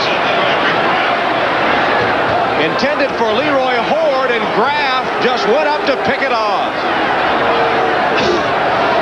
What a turn of events, back and forth when it looked like Houston was going to be out of this game once again. Their defense, as they have continued to do throughout the course of this season, gives this offense one more chance. You see Rick Graff making a beautiful play.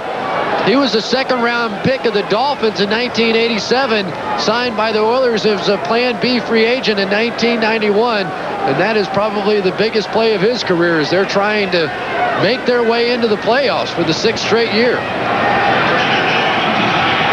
starting his 5th game today. Graff, who was praised by his defensive coordinator, is one of the backup players that has stepped up for this Houston defense. White finds a seam across midfield into Cleveland territory. Give him 5 or 6 yards before Mike Johnson pins him.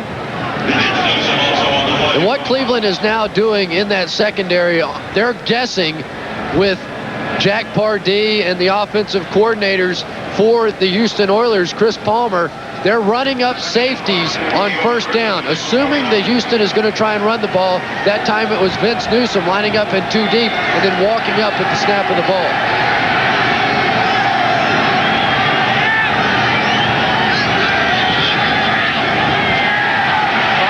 Protection and an open receiver, Webster Slaughter. Slaughter to the 30-yard line and an Oiler first down. Wrestled down by Taylor and Newsom, but Slaughter, who draws another Bronx cheer from the dog pound, and made a big reception for the Oilers. But I guarantee you, they wish they had Webster Slaughter back in uniform.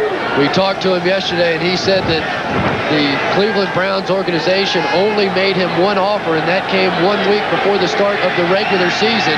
He was not happy and was very fortunate because of the judge's decision to get away.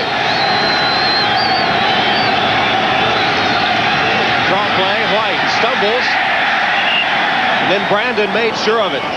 Burnett in on the tackle as well. He was the first man to him. The Cleveland Brown defensive line, and Michael Dean Perry in particular, was telling us yesterday that their first responsibility is to stop Lorenzo White and to watch for that draw play. Now they have Houston exactly where they'd like them, 2nd down and 10.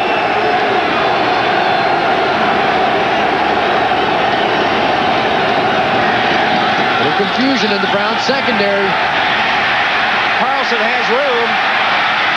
Lowers his head. No sliding for Commander Cody. He's to about the 22-yard line. 23 make it, with Mike Johnson pinning him there.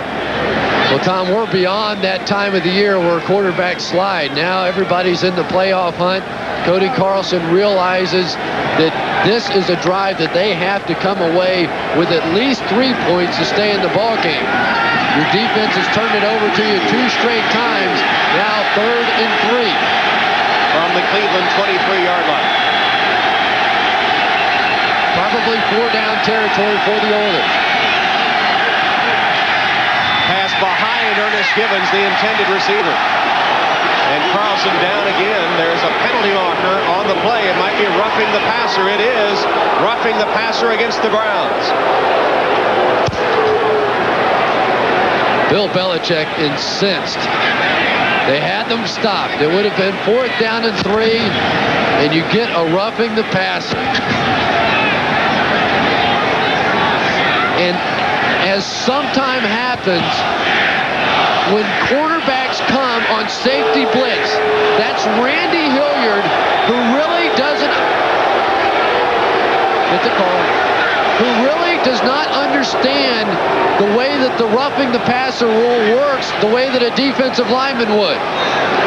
Randy Hilliard, Jack Pardee was saying, throw him out of the game. That was so late. Good call by the officials. Those cornerbacks aren't used to pulling back. This is really late. Good call. First down, Houston at the 12-yard line of the Browns. Cleveland leading 14-3. 2:08 left, 3rd quarter.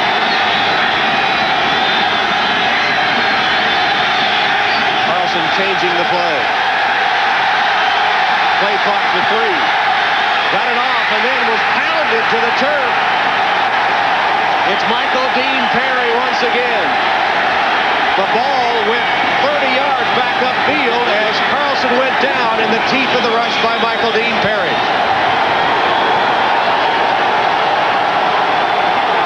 Again, the Browns show that double-barrel blitz, and that allows Michael Dean Perry to come absolutely free. The biggest problem in the run and shoot is pass protection. The Oilers cannot figure out Nick Saban's plan of attack.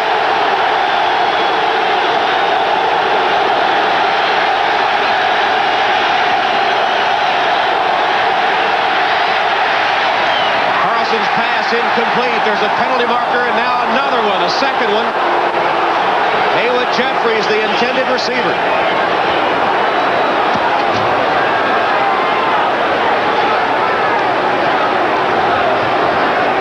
There was a flag down at the line of scrimmage initially, then another one coming in late in the secondary.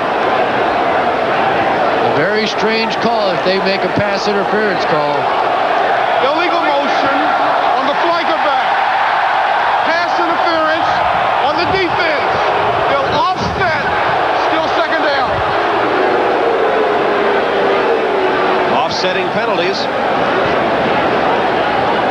See if we can pick up the pass interference. Can't get a number, but he did come in there and wrap the arm around a little bit early. That was Vince Newsom coming in to make the play. Close call. Still second and 10 from the Browns 12.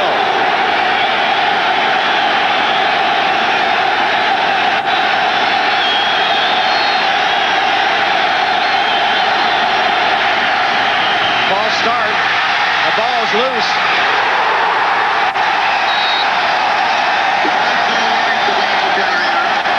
I think the play was going to be blown dead before all that happened because there was a false start. It looked like the Oilers' left guard or tackle moved prematurely. And so the play will be ruled dead before it even starts. What a huge break for the Houston Oilers. Even penalties on themselves are going their way now. They'll retain possession. Please reset the clock to 1:59. 1:59. We talked about all the problems that Houston is having scoring touchdowns. They haven't scored more than 2 touchdowns in 7 straight ball games. But in the red zone, they have scored touchdowns 60% of the time. That's a huge number for any team. For a comparison purpose, the Cleveland Browns only be able to get it in the end zone in the red zone 38% of the time. But thus far, the Oilers very sloppy inside the 20. Second and 15 now, and the noise from the dog pound affecting the snap call.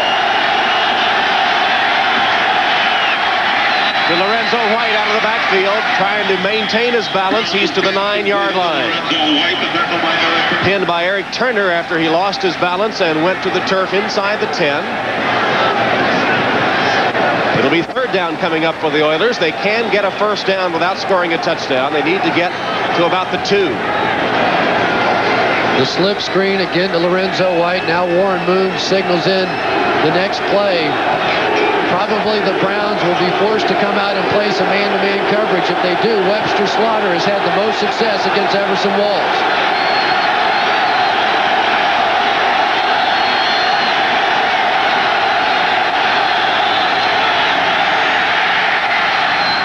Pass is complete to Jeffries, who is stopped just short of the goal line. Terry Taylor tripped him up, but they will have a first down on a crossing route to Haywood Jeffries, the AFC's leading receiver, now with 83 receptions. And when we talked to Chris Palmer yesterday, he said that the one thing that they didn't do enough of was these crossing routes. That time they used the underneath wide receiver, Webster Slaughter, to set a pick on the outside cornerback, and that allowed Jeffries to spring free. That's legal in basketball, but I don't think in football, is it?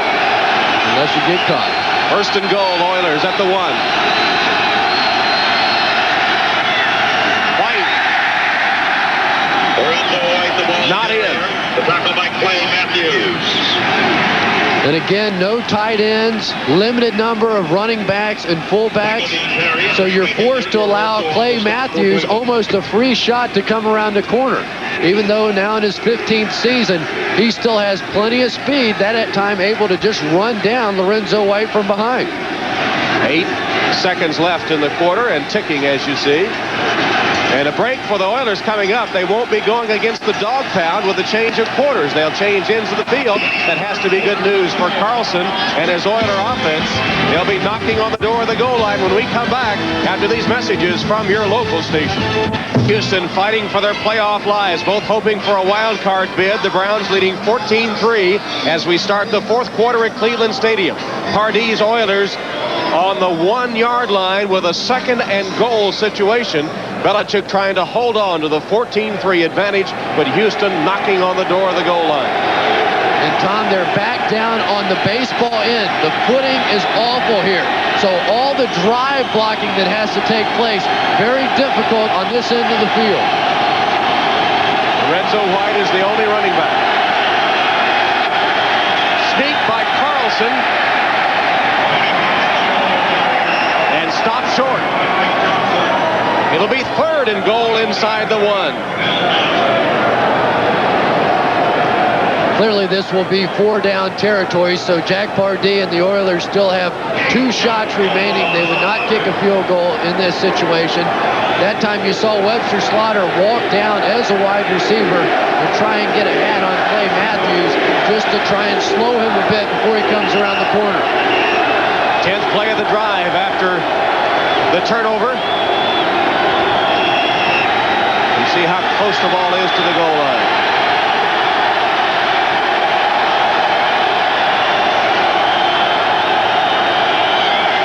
Carlson passes incomplete.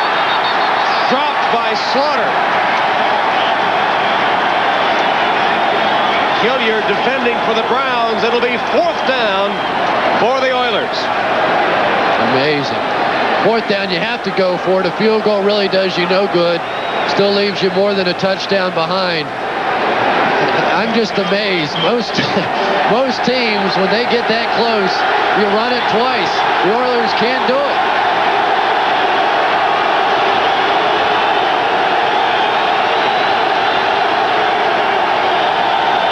Another pass. Incomplete. Cleveland holds.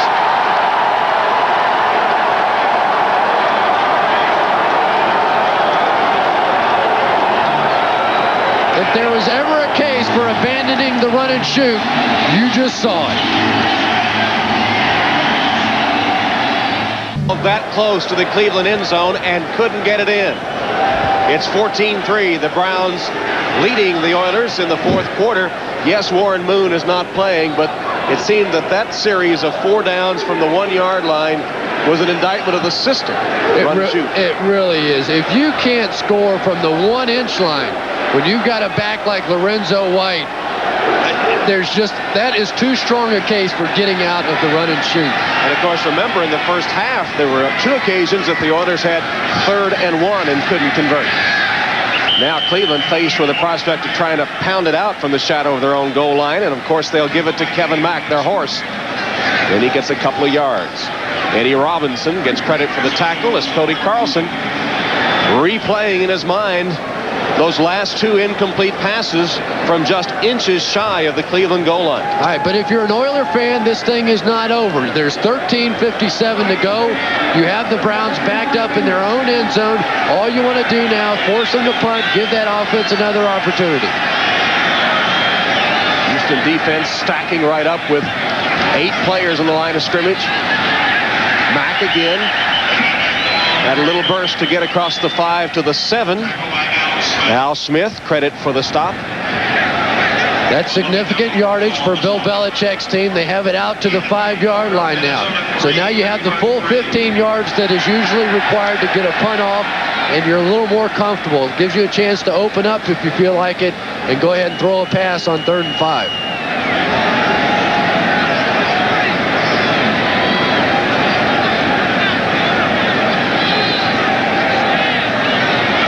Continues to tick away, approaching 13 minutes left in the game. Cleveland leading Houston 14-3 after the goal line stands. Delayed handoff and a loss for Kevin Mack. He was wrapped up shortly after he got the football by Ray Childress.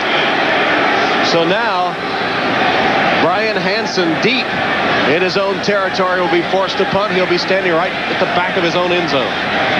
That was a very unusual play call by the Cleveland Browns. They ran the counter tray, but you know that the Houston Oilers defensive line was going to be trying to get penetration to stop the ball, and by running all the motion with the lineman, it just got muddled in the backfield. Webster Slaughter standing at the Cleveland 45, awaiting the punt.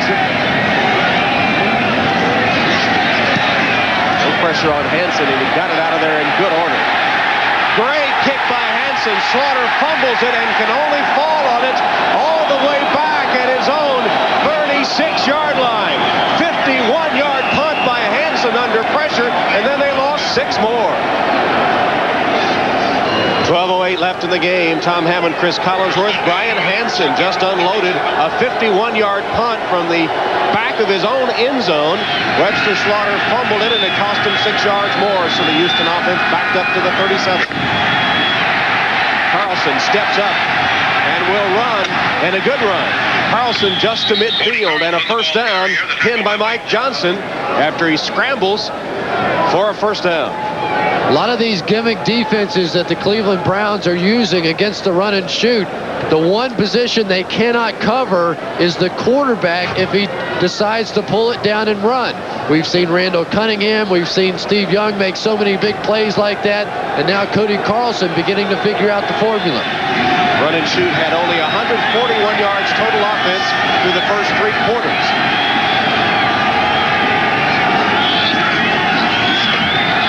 Carlson changed his mind twice. Now he's in trouble. Got rid of it, and it's picked off. Minifield. Frank Minifield intercepts Cody Carlson. And another opportunistic play by the Browns defense. There is a penalty marker down.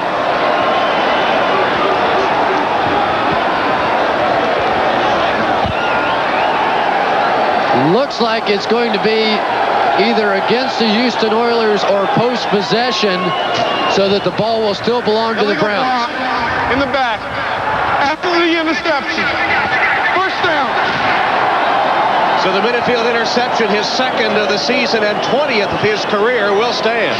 Frank Minifield uses a laptop computer to chart the tendencies of the receivers that he's playing against. There you see Frank Minifield. He's playing on the receiver at the very top of the screen, and then was able to jump up and make the interception. Frank Minifield has a tremendous vertical jump. He can get away with being a smallish cornerback because of his ability to get up in the air. That time you saw it, even with his pulled groin. In fact, they called him Sky when he was in high school at Henry Clay High School in Lexington, Kentucky, because he was able to dunk the basketball at 5'9". Frank Minifield once said that wide receivers are the scoundrels of this earth. That during the game they want to be your friend, and they catch a pass and want to go through some Indian war dance and spike the ball on you. That's what I call a scoundrel.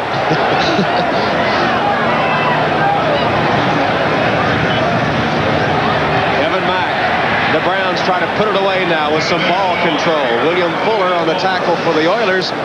The Oiler offense has been its own worst enemy. Cody Carlson, in retrospect, sounds like a prophet as he talked to us yesterday and said, we're our own worst enemies. We make our mistakes. We have loss of concentration. We make a turnover, a misassignment, a penalty. They were stopped in a goal line stand their previous possession with the Browns, got the ball back and promptly committed a turnover.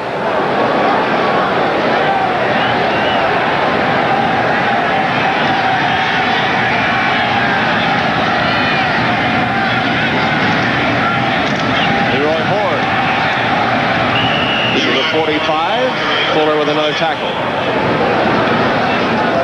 And the clock continues to roll. And the Browns continue their mastery of the Houston Oilers. They beat them by 10 in the Astrodome the first time around. That was the biggest margin of defeat for Jack Pardee's squad. You can see Doug Dawson limping. Excuse me. Tony Jones. Tony Jones limping off the field. He had the bad ankle from before. But they were beaten by 10 down there. Their other defeats, Big Freddie Childress coming in the ball game now, were by 6, 5, 3, 2, and 1. So this is a team that has been close in every ball game, but the Browns seem to have their number. This has been a strange series as you see the total yards, only 154 for the run and shoot, 257 for the Browns ball control. Let's keep an eye on number 77, Freddie Childress. He's had problems in the past with pass protection. Blitz coming. It's a running play on a pitch to Mack, who tries to get the corner and cannot. He didn't need but about a yard for the first down. There's a flag that flies. And an argument ensues from the Oilers. Jeff Alm arguing his case and not happy. So it apparently will be against Houston. Meanwhile, at the Hoosier Dome, Dean Biasucci with a 28-yard field goal has given the Colts a 13-10 lead on Phoenix. So Alm apparently the man that will be called for the foul. Unnecessary roughness, number 50 on the defense. First down. Well, they called it on number 50, Eddie Robinson, but Alm was upset. Ironically, Jim Eddy yesterday told us that Eddie Robinson, number 50, the one problem that he has is that he's not a very aggressive guy. And boy, that was weak. I don't see the infraction at all on that one. That was a phantom call. Amazing. Blink my eyes at that one too. Well, it does give the Browns a first down at the Oilers 37. Cleveland leading 14-3. Now less than 10 minutes left in the game. Two teams fighting for the playoffs. Kevin Mack is wrapped up by Jeff Alm, who's still mad over that last penalty, and rightly so. Now, Jeff Alm is their run specialist. When they get into passing situations, Lee Williams comes in. Jim Eddy said that he wanted to play Lee Williams in there when Doug Smith got hurt, but Jeff Alm just simply beat out Lee Williams for that position. Williams more of a natural defensive end than defensive tackle, and Alm has played very well. Houston has to make a stop right now, though. Time running out on the Oilers. 8:45 left. They're down by 11 points. Mack. William Fuller again right at the bottom of the defensive play for the Oilers. He's had a tremendous game, shaking off an injury in the third quarter to come back on the Houston defense. I think we should reiterate that if the Browns win here today and they beat Pittsburgh at Pittsburgh in the final game, and Denver and Indianapolis both lose at least one more game, then the Browns would be in as a wild card. Houston, coming into today's game, was able to control its own fate. Had they won their last two, they were in no matter what. They're trailing 14-3 here, and time running out. Less than 8 on the clock. Mack out of the backfield on the Kosar pass. Stopped a yard short of the first down by Bubba McDowell. Interesting decision now by Bill Belichick. 4th and about 1. Apparently he's going to go for the first down. Not feeling like Stover can make this kick. It would be about 46 or 47 yards. But where they marked this ball, I think Bill Belichick felt like that it was a short one. It's about 1.5 yards. So on 4th down and 1.5 yards from the Houston 28, the Browns will go for it. Maybe. Maybe is right. They'll let the clock tick down and take the timeout.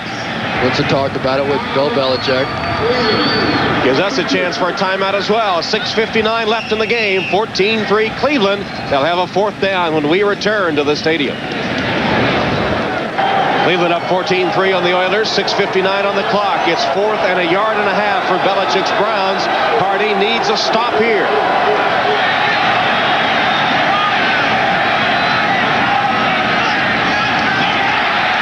Flags down. And the play stopped. Now, unless contact was made, generally when the play stops, it's against the offense. That's what the Houston sideline thinks. They may be calling a head bob on the part of Bernie Kosar. That would not only eliminate the possibility of going for it here on 4th down, it would really force Cleveland into a punting situation if it's on the Browns. Here's the call by Johnny Greer. False start, 77, offense. Still 4th there. That's Freddie Childress, the one you mentioned that had problems before. He had to come in after Tony Jones was injured. And a costly 5-yard mark-off, and it will be a Cleveland punt.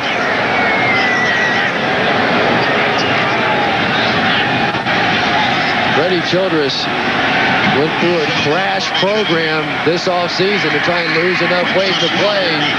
Came back in, started at the beginning of the season. Not getting a chance to play in this ball game with Tony Jones going out, but that's the mistake of the ball game so far. Hansen is the best in the league at downing it inside the 20. Tries to work his magic here. Slaughter will call a fair catch at the 15-yard line.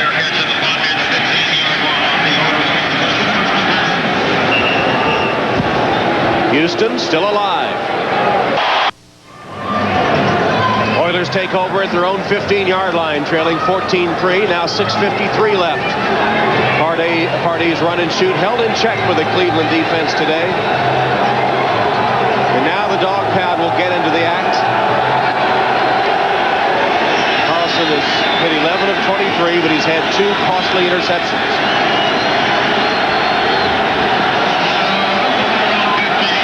If there's any magic in the run and shoot, it's time for it now.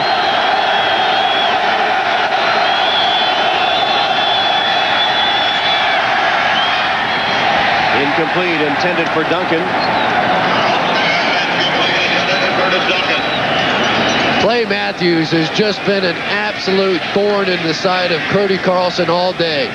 Every once in a while, Carlson can get the pass off, but Matthews not playing his usual linebacker position. They've got him as a down lineman in this run and shoot defense. He said he loved it the last time they played this way, and he's had a big day here today.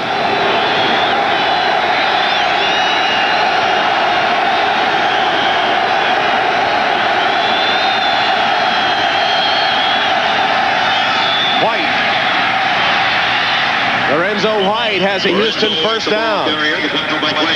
Clay Matthews and Vince Newsom on the tackle. Clock continues to roll.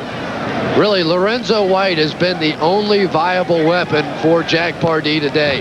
The wide receivers have virtually been taken away in this run and shoot offense. And the one thing about Cody Carlson is he prefers to throw the ball down the field. He has had no opportunity to do that today. Carlson with protection this time finds Gibbons. Ball now comes loose. Will it be ruled down or not? Eric Turner came up with the football. No one blew the whistle. If they don't give this ball to the Cleveland Browns, I would have a real problem with that. Now they're going to go in, talk it over, and they're going to say that it was down by the whistle, down when his knee hit the ground. But I guarantee you, no one blew a whistle there. This play was alive. There was not one single official anywhere on the field running up to mark that ball. I thought his knee was down, though, before the ball was stripped. Very late call by the officials.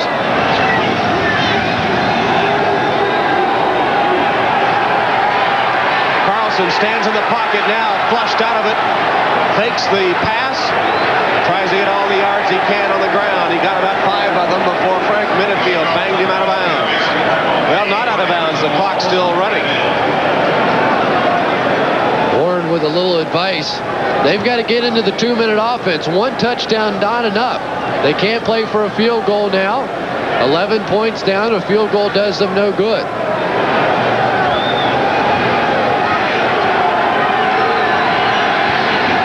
White. He's into Cleveland territory to the 47-yard line. Approaching 5 minutes left in the game.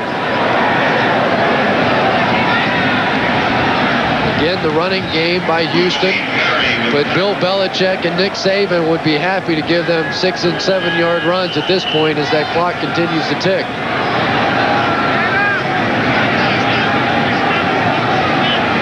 Now the clock has stopped at the 5-minute mark, and I'm not exactly sure why. 5-minute warning.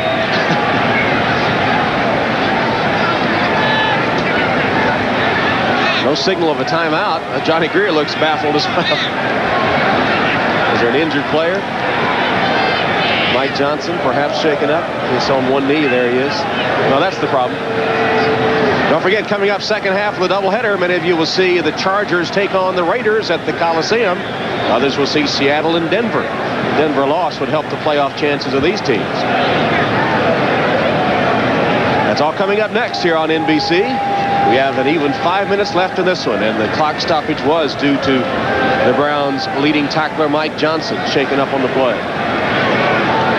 Last week against the Green Bay Packers, Cody Carlson did not throw a touchdown pass, and that killed a streak dating back more than a year for this Houston Oilers offense, and it appears they may be shut out again here today. That's a blow, though, for Cleveland. Mike Johnson, their leading tackler, he has 50% more tackles than anyone else on this football team, 153. The next closest is Eric Turner with 100.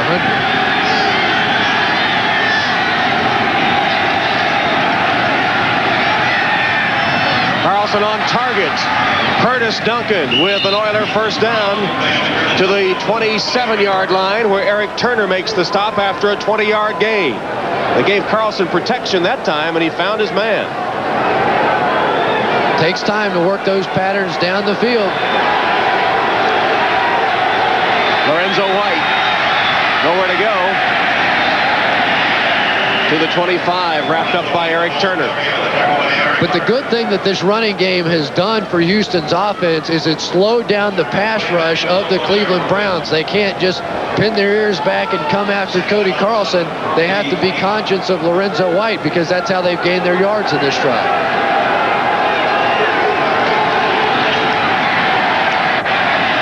Jeffries with a catch at the 14. Taken down immediately by Terry Taylor. It's another Houston first down. Jeffries is limping, and it looks like an offensive lineman for the Oilers is down as well. Might be Doug Dawson, the starting right guard of the Oilers.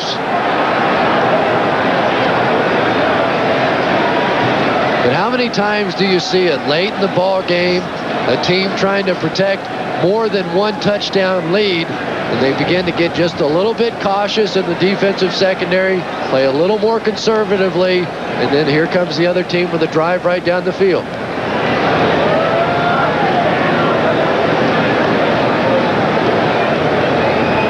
Doug Dawson's an interesting story. He was a second-round pick originally for the Cardinals in 1984.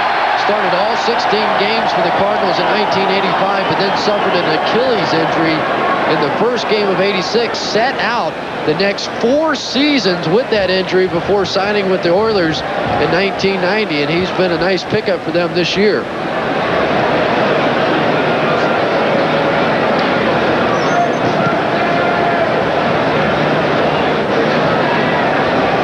Doug Dawson's number 66.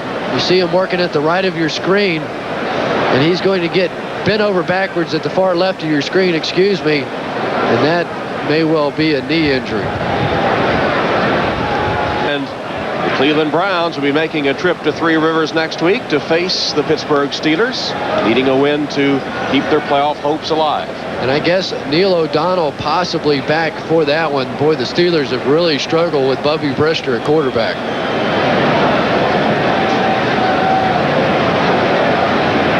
The Browns will have a meaningful game at Pittsburgh if they can hold on to this lead today. Should they fall to the Oilers in a comeback here late in the game, Cleveland would be eliminated. Doug Dawson being helped from the field. His backup is John Flannery, second-round draft choice in his second year from Syracuse. Flannery, 6'3", 304 pounds. There he is, number 55. First down Oilers at the Cleveland 14-yard line. Cleveland leading 14-3 with 3:45 left in the game. Carlson's pass batted down and incomplete. Mike Johnson, who left the field a moment ago after an injury, was able to bat it to the turf. That was interesting. Mike Johnson had Lorenzo White in man-to-man coverage coming out of the backfield. When Lorenzo White blocked down, that freed up Mike Johnson to find Cody Carlson and was able to make the deflection. Webster Slaughter was open on the crossing route against the safety and Vince Newsom.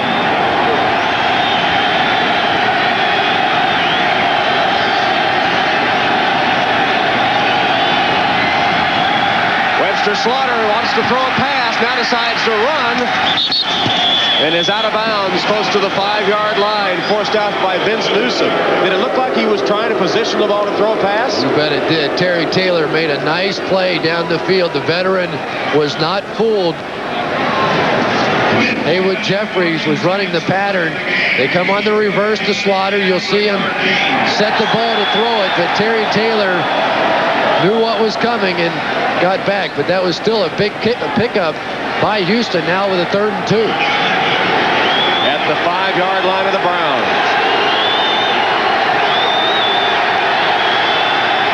Lorenzo White to the 3.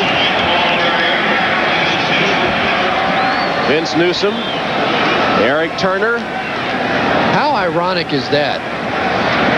Very close to the first down. Apparently, yes, he did pick up the first down. But here comes Houston on a 3rd down and 2. They decide to run the ball, and yet on 4th and an inch and 3rd and an inch, they threw it twice. Carlson will throw it. And touchdown to Curtis Duncan. Carlson put the ball low where only Duncan can get it, and Duncan went down to make the catch at his shoe tops for the Houston touchdown. Curtis Duncan on the right side of your screen will simply come underneath the coverage that will be cleared out by Givens. Just an easy pitch and catch. Nice job by Carlson getting it low. We have a football game now, 2:58 to go. And Al Del Greco will try to add the extra point.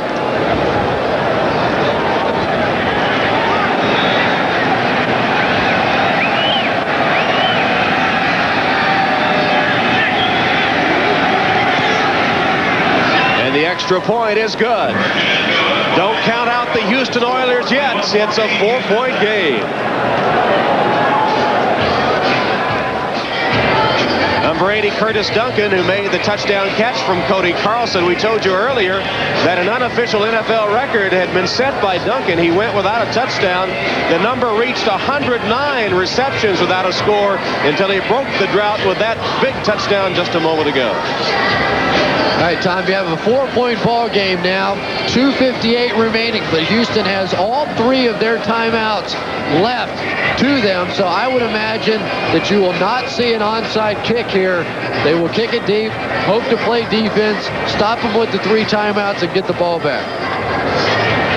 Final score from the Washington-Philly game as the Eagles beat the Redskins 17-13. Tom, this is really surprising, though. The Browns don't have their hands team on the field. This may change the decision of Jack Pardee.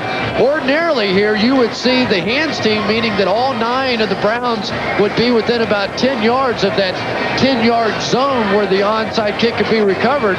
But the Browns only have 5 guys up in that area. I would be very tempted if I'm Jack Pardee to onside kick with this situation.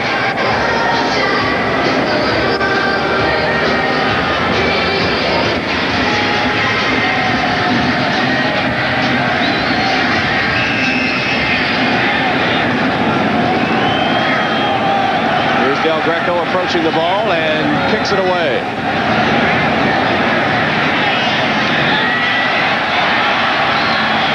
Randy Baldwin on the return for the Browns to the 28-yard line. Returning the kick. Tackle made there by Scott Prozac, whose wife Kim gave birth to their first child in Houston last week. 15-yard return. Now Bernie Kosar and the Browns trying to eat away at that 2:49 on the clock, protecting a 4-point lead. Remember, you have the 2-minute warning as well, so essentially 4 timeouts remaining for the Houston Oilers. No time to be conservative if you're the Cleveland Browns. Probably on first down, hope to pop Kevin Mack with some kind of a run, set yourself up on second down, but clearly plenty of time remaining in this one.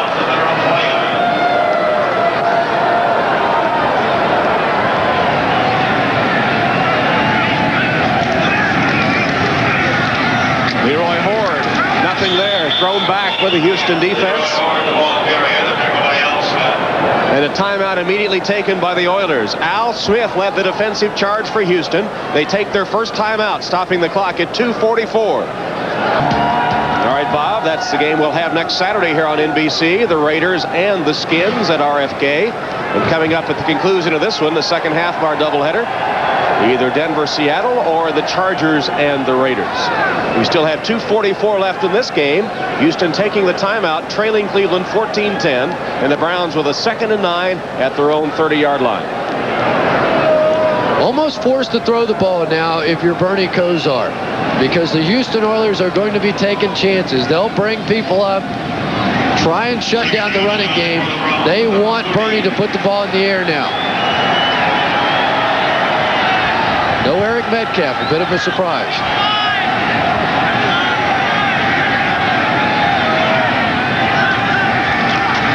Keep it on the ground.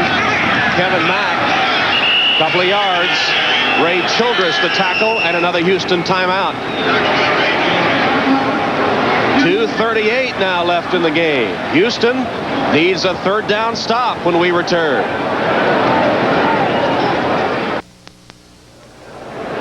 Kosar's Browns up 4. 2:38 on the clock, facing a 3rd and 7 now. So the Oiler defense needs to hold. They have 1 timeout left, plus the 2-minute warning to come. Jim Eddy talking with Al Smith. They want to get this call exactly perfect. I know it goes against his nature, but almost forced to throw the ball now are the Cleveland Browns. 3rd and 7.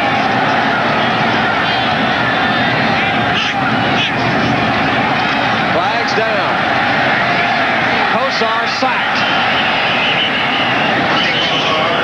Sean Jones wrapped up Bernie Kosar. Amazing. The last thing that I'm sure Jim Eddy said was, don't be offsides, guys. And they were. Now it'll be 3rd and 2 for the Browns. How many key situations in the past 3 weeks have we seen Bernie Kosar get the cheap 5-yard penalty? Once again, he does it. Watch Eddie's reaction. Are you kidding me on a quarterback sack in this situation? Boy, that hurts. And not only that, now you have an opportunity to run the ball if you're the Cleveland Browns. That takes them out of the passing situation. Bernie Kosar had to be very, very conservative on his end in throwing the ball, but now they're right back to a situation where they can run it. Galbraith and Wolfley into the game, along with Kevin Mack.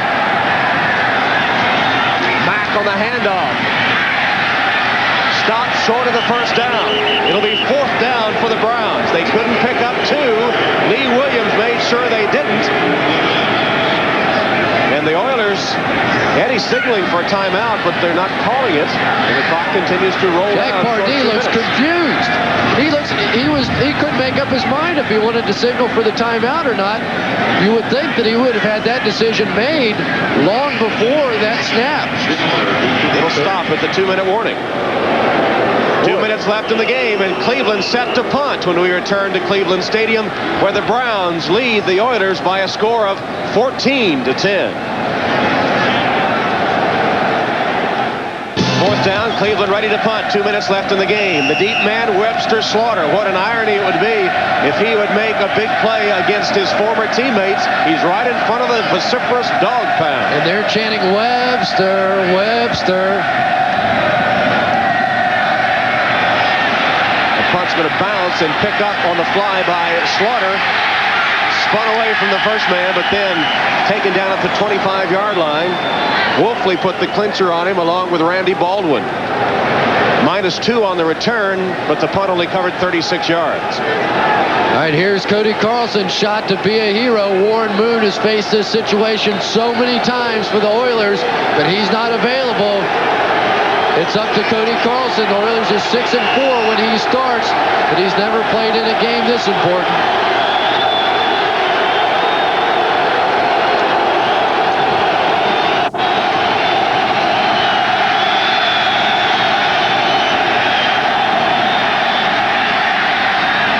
White can't handle it out of the backfield. The pass low and away. It'll be 2nd down.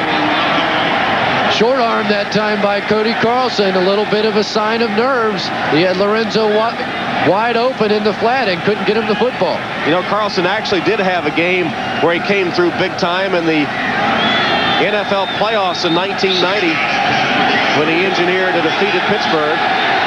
Trying to duplicate that sort of performance here on this last possession. Same play. White catches it this time. Ridden down and kept in bounds after a gain of 10 by Mike Johnson. Boy, nice play by Mike Johnson. Did you see him snatch Lorenzo White back in bounds as White tried to make it to the sideline? Good heads-up play by the veteran.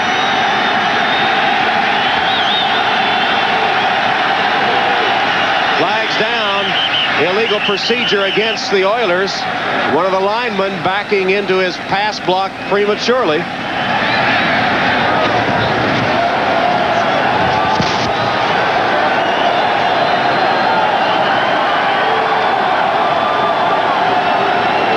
Kevin Donnelly, if you can read lips, number 77. At the right of your screen, just moved a bit before the snap of the ball. That's one of the problems when you have Clay Matthews and Michael Dean Perry both on your side. You have to get in that back pedal in a hurry. The Oilers have 3 backup linemen playing now because of injuries in this game. Nogard, Flannery, and Donnelly.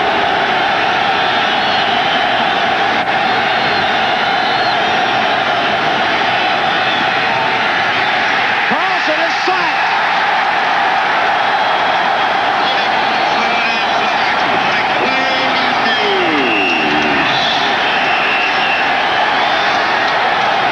Sixth sack of the day, and Clay Matthews, along with Rob Burnett, were there to take down Cody Carlson.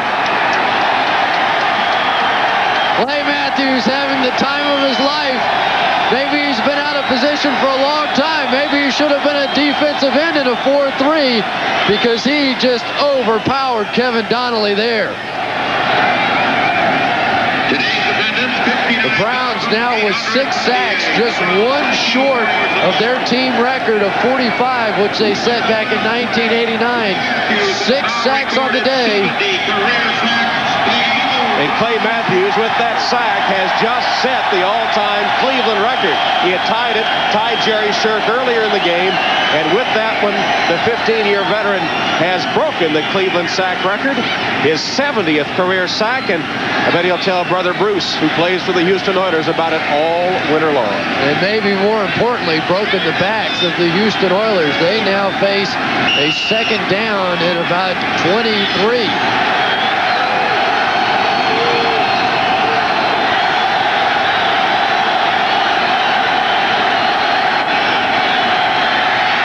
Screen pass to White. Blockers in front. Lorenzo White still on his feet. Down the sideline. White runs out of gas, and they had the angle on him to take him out of bounds at about the 11-yard line. Kerry Taylor had an angle on him, and Lorenzo White just appeared to run out of gas. How can you not be expecting Lorenzo White to get the ball in that situation? If you're the Cleveland Browns and Nick Saban, my first look would have been at Lorenzo White. He's been their only offense all day, and that offensive line out in front now just off to the races for Lorenzo White.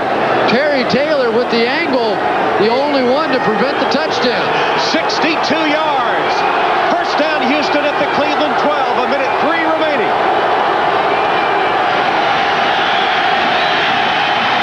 Carlson's pass complete. Diving to the 2 is Ernest Givens. Remember, no timeouts. The clock is ticking down to 50 seconds. And remember earlier, in this position, Houston could not score in 4 downs. Carlson lost for the end zone. Givens, touchdown!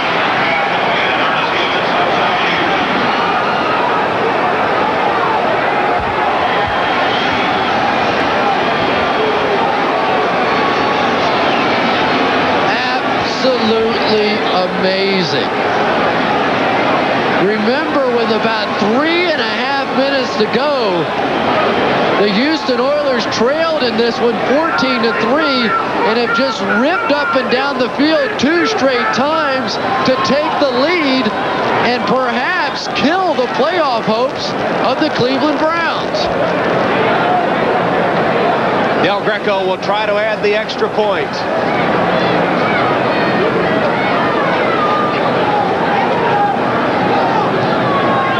Up and through. An electrifying comeback has silenced the crowd at Cleveland Stadium. Tom, I've been in Cleveland Stadium many, many times, and I don't think I've ever heard it this quiet. Stunned. Well, we talked about some of the problems of the run and shoot offense. There you see some of the explosiveness of it. But again, how can you allow Lorenzo White to beat you? He's been the guy all day that you knew had to get the ball in that situation. That was the big play, 62 yards, and they set it up perfectly. He had a convoy of blockers, and he broke it big. And then Givens on the receipt of the touchdown was wide open. When they couldn't get it in earlier, this time they found the formula. Look at the space. A blown coverage. Just flat out a blown coverage. No way Eric Turner is supposed to be responsible for Ernest Givens, and yet he was. Boy, the Cleveland Browns defensively really lost their poise that last drive. That's just a blown coverage. And Cody Carlson, you said, could he step up? Yes, sir, he did. He directed that drive. When it appeared all was lost, the Oilers have rallied here in the fourth quarter. An electrifying comeback for the Houston Oilers when Cleveland dominated the game for all but the final minutes. While the ball blows off the tee, we'll give you some other scores. A final in the Buffalo-New Orleans game at the Superdome. The Bills beat the Saints 20-16. And at the Hoosier Dome, Dean Biasucci has kicked a 42-yard field goal with 49 seconds left, and the Colts lead the Cardinals 16-13. Looks like the Colts will stay alive for the playoffs. Houston has scored 2 touchdowns in the last 2 minutes and 24 seconds. Eric Metcalf, the dangerous one, ducking and dodging, but stopped at the 25-yard line. And now Bernie Kosar will try to answer Cody Carlson. He has only 29 seconds left. And 1 timeout. Bernie Kosar has been here before. 1 timeout remaining, 29 seconds. He's going to have to work the sidelines now. Don't forget they have only 3 wide receivers on the roster. Eric Metcalf will be in the ball game. You still have the opportunity to work it over the middle because of the timeout. So you'll be able to spread out the defense here. But this is a tough spot. Only need 3 points. Down 17-14. Field goal to tie. Kosar's in the shotgun. Pressure. Kosar got away. And his pass is complete. Lawyer Tillman made a clutch Take the timeout. You have to take the timeout here. He'll line up. Kosar with a quick sideline pass. Out of bounds, incomplete anyway. That'll stop the clock with just 7 seconds left. You wasted your timeout. Now your timeout doesn't mean anything. Some strange clock management today. Now you have the timeout. You can try, what this does for you, though, is you can try the alley-oop down the field, and if you catch it, you'll still have time to call the timeout, perhaps. Generally, that play takes more than 7 seconds, though. Last gasp effort for the Browns. Their playoff chances riding on this play.